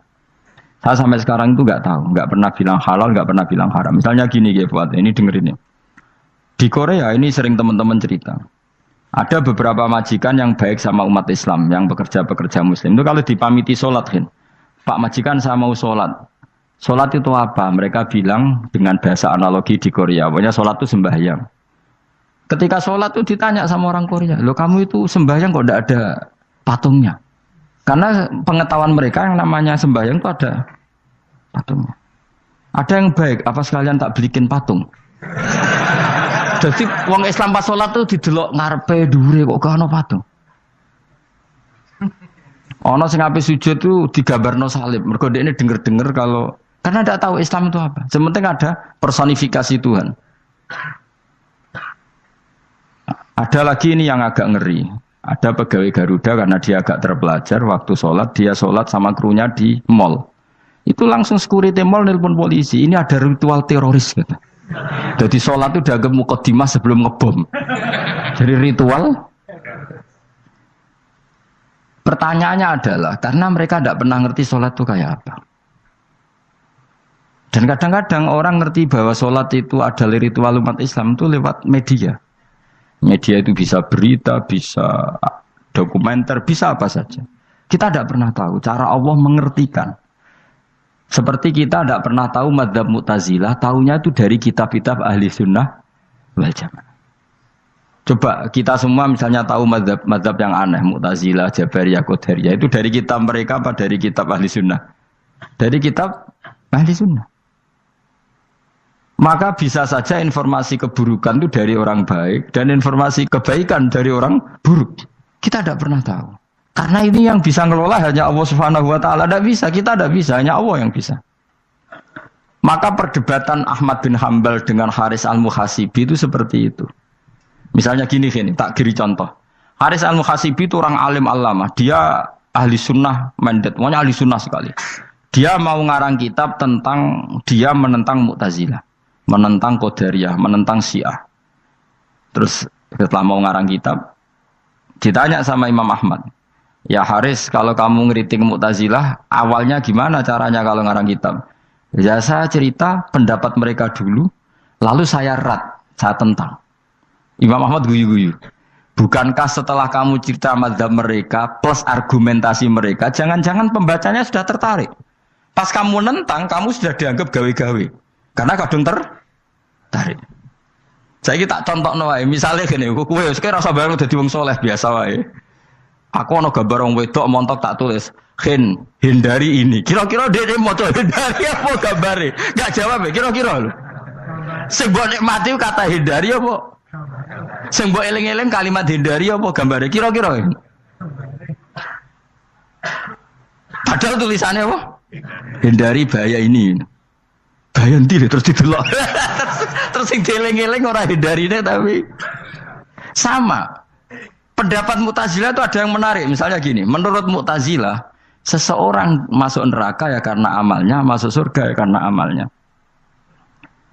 Apa artinya kalau masuk surga karena fadl Allah? Lalu gunanya amal apa? Mungkin pembaca kan tuh, wah ini proporsional ini. Gak ada ahli sunnah, dari bus warga mereka fadl pangeran. Kok enak? Lalu gunanya amal apa? Padahal dia tahu pendapat Mu'tazilah itu dari kitab itu, kitabnya orang ahli sunnah. Gak pernah tahu kita. Ya saya ulang lagi. Itu kan ibarat kayak KUHP. Kamu baca KUHP draft, terus kamu cocok.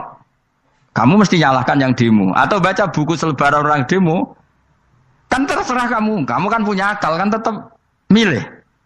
Tetap milih. Problemnya kata Imam Ahmad itu, ketika kamu menceritakan pendapat Mu'tazilah, bisa-bisa orang itu kadung tertarik. Ketika mulai kamu tentang, orang itu gak tertarik sama penentangan kamu.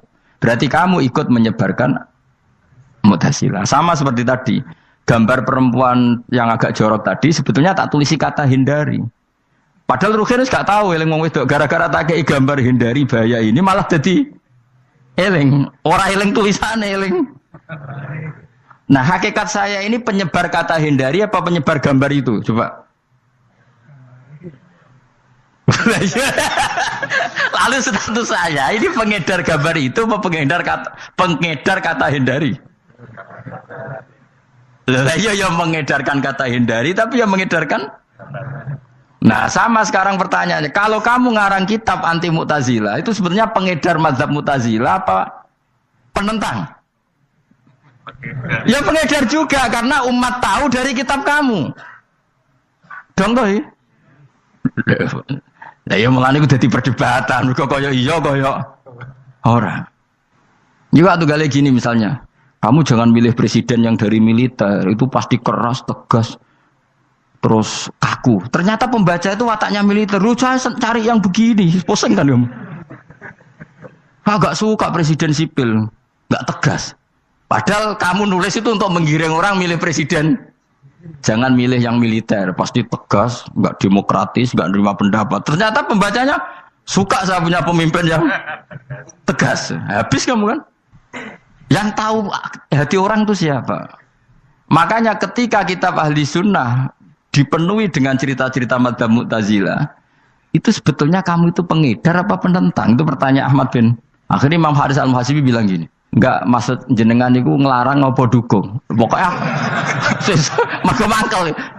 Dari Mama Jo aku pokoknya ngomong ngono ae pokoknya. Terus akhirnya yes nang ngoten ketok arahe jenengan boten sedo ngarang boten sedo ngarang. Makanya Haris al-Muhasibi akhirnya enggak mengarang kitab itu. Dia sebenarnya pernah rencana Kitabul Firaq fil Islam. Dia mau ngarang kitab kelompok-kelompok dalam Islam. Ya coba mau apa coba. Misalnya kamu bela tahlil nasibnya juga seperti itu. Hujahnya tahlil, ini gini. Terus hujahnya penentang tahlil. Yang bisa mengendalikan pikiran pembaca siapa? Ternyata dia tertarik sama pikiran penentang. Lucunya yang menceritakan kamu, pengagum tahlil. Kan tidak pernah tahu. Mana nak dari ceritanya Mbah Mun lucu. Mbah Mun tuh mondok Lirboyo. Itu di Bandar Kidul akeh wong ayu. Itu dulu babanya Mbah Mun itu ada yang suka orang sana sampai nikah orang sana juga pulang ke sarang. Itu diantara mbah-mbahnya Mbah Mun. Suka perempuan sana terus nikah sana nggak pernah pulang ke sarang. Lah Mbah Mun tuh lahir dari adiknya, pokoknya dari keluarga, dari saudara yang nggak pernah pulang dari Bandar. Diwasiati, Mun nak mondok ujo geman dolan ning Bandar Kidul. Kah akeh wong ayu. Akhirnya malah penasaran. Justru kalimat itu yang menjadikan maksudnya ku ayune nganti sepiro kok nganti mbahku katut kan malah akhirnya penasaran.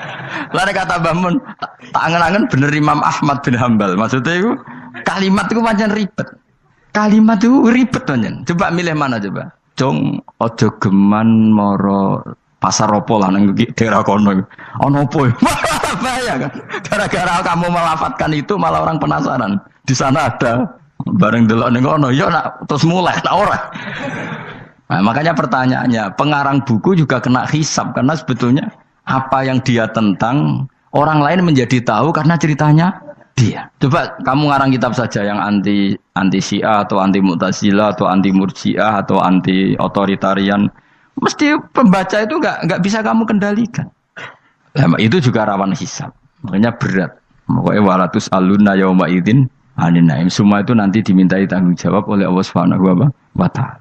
Karena kita tidak pernah tahu. Akhirnya Haris Al-Muhasibi gak ngarang kitab. Imam Ahmad itu tidak punya karangan kecuali riwayat Musnadu Ahmad bin Hambal. Kalau ada 14 juz.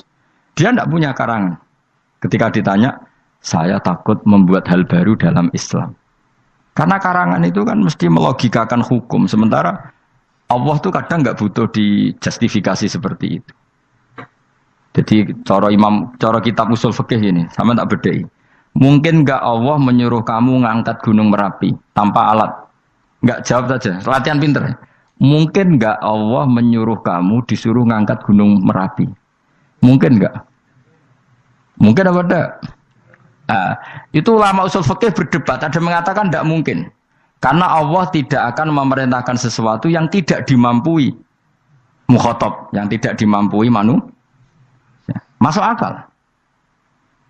Kaul kedua mengatakan mungkin. Butuhe Allah itu mau wong muni yo tok nurut. Senajan to gak mungkin. Ayo Hen, Gunung Merapi angkat Hen. Nggih Gusti, siap. Langsung melayu moro. Wih Allah wis seneng, wah nurut aja iki. Tapi ya kemungkinan cek goblok ora takok sik. Kita kan tidak pernah tahu, makanya ulama ini debat. Kira-kira nak Hen, Gunung Merapi angkat. Potensinya kan dua, kue langsung melayu apa ngangkat. Potensinya kan kok goblok kayak ngono rata kok. Bicarane kok. Tapi ya mungkin dilembek pangeran. Cek nuruti, ora paham-paham lah melayu. Ki milih ndi?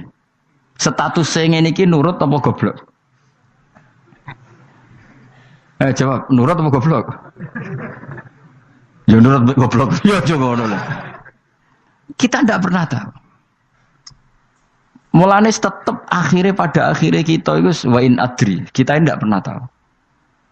Tapi kita tahu bahwa semua ada hikmahnya. Makanya kadang orang alim itu bilang saya alim, kadang bilang saya tidak tahu. Maksudnya kita tahu Allah memerintahkan pasti ada hikmahnya, tapi kita tidak tahu maksudnya apa.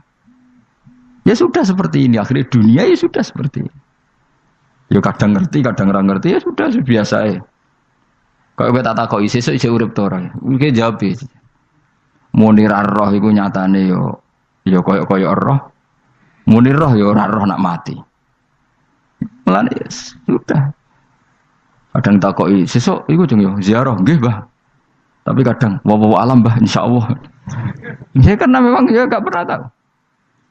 Karena apa ya? Wis ra kena diterangno, Bang. Mulane kula niku gak ada kitab-kitab perdebatan ulama, nak gejol-gejolkan ngoten niku.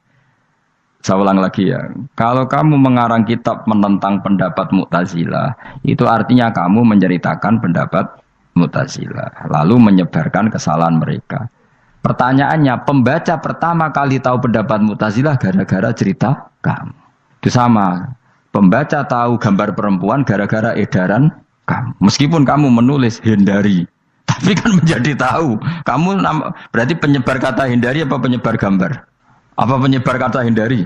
Itu ibarat kayak gini, ada anak kecil baru umur SMP kamu, nak hindari narkoba. Bentuknya kayak ini loh, nak. Padahal anak kamu itu bakat soleh yang nggak terlintas narkoba. Gara-gara buat cerita ini menjadi tahu. Sekarang omongan iku dihisap tahu orang menjadi tahu gara-gara kamu. Tapi kamu nggak ngandani, takut anak kamu kejebak narkoba. Milih mana? Bingung tuh ke? Wingi-wingi ra bingung, ora tau mikir. Maksudnya ya terus. Aku ya gumun, wong ora tau mikir ya do urip. Jadi ya sudah. Ya angel panjenengan urip ya angel. Mane ngaji ben mane ngaji. Ngaji minal fajr. Minal fajr. Itu satu-satunya ayat sing turun mau sak kalimat. Jadi ora sak ayat mau sak kalimat, sak kata kalau dalam bahasa Indonesia.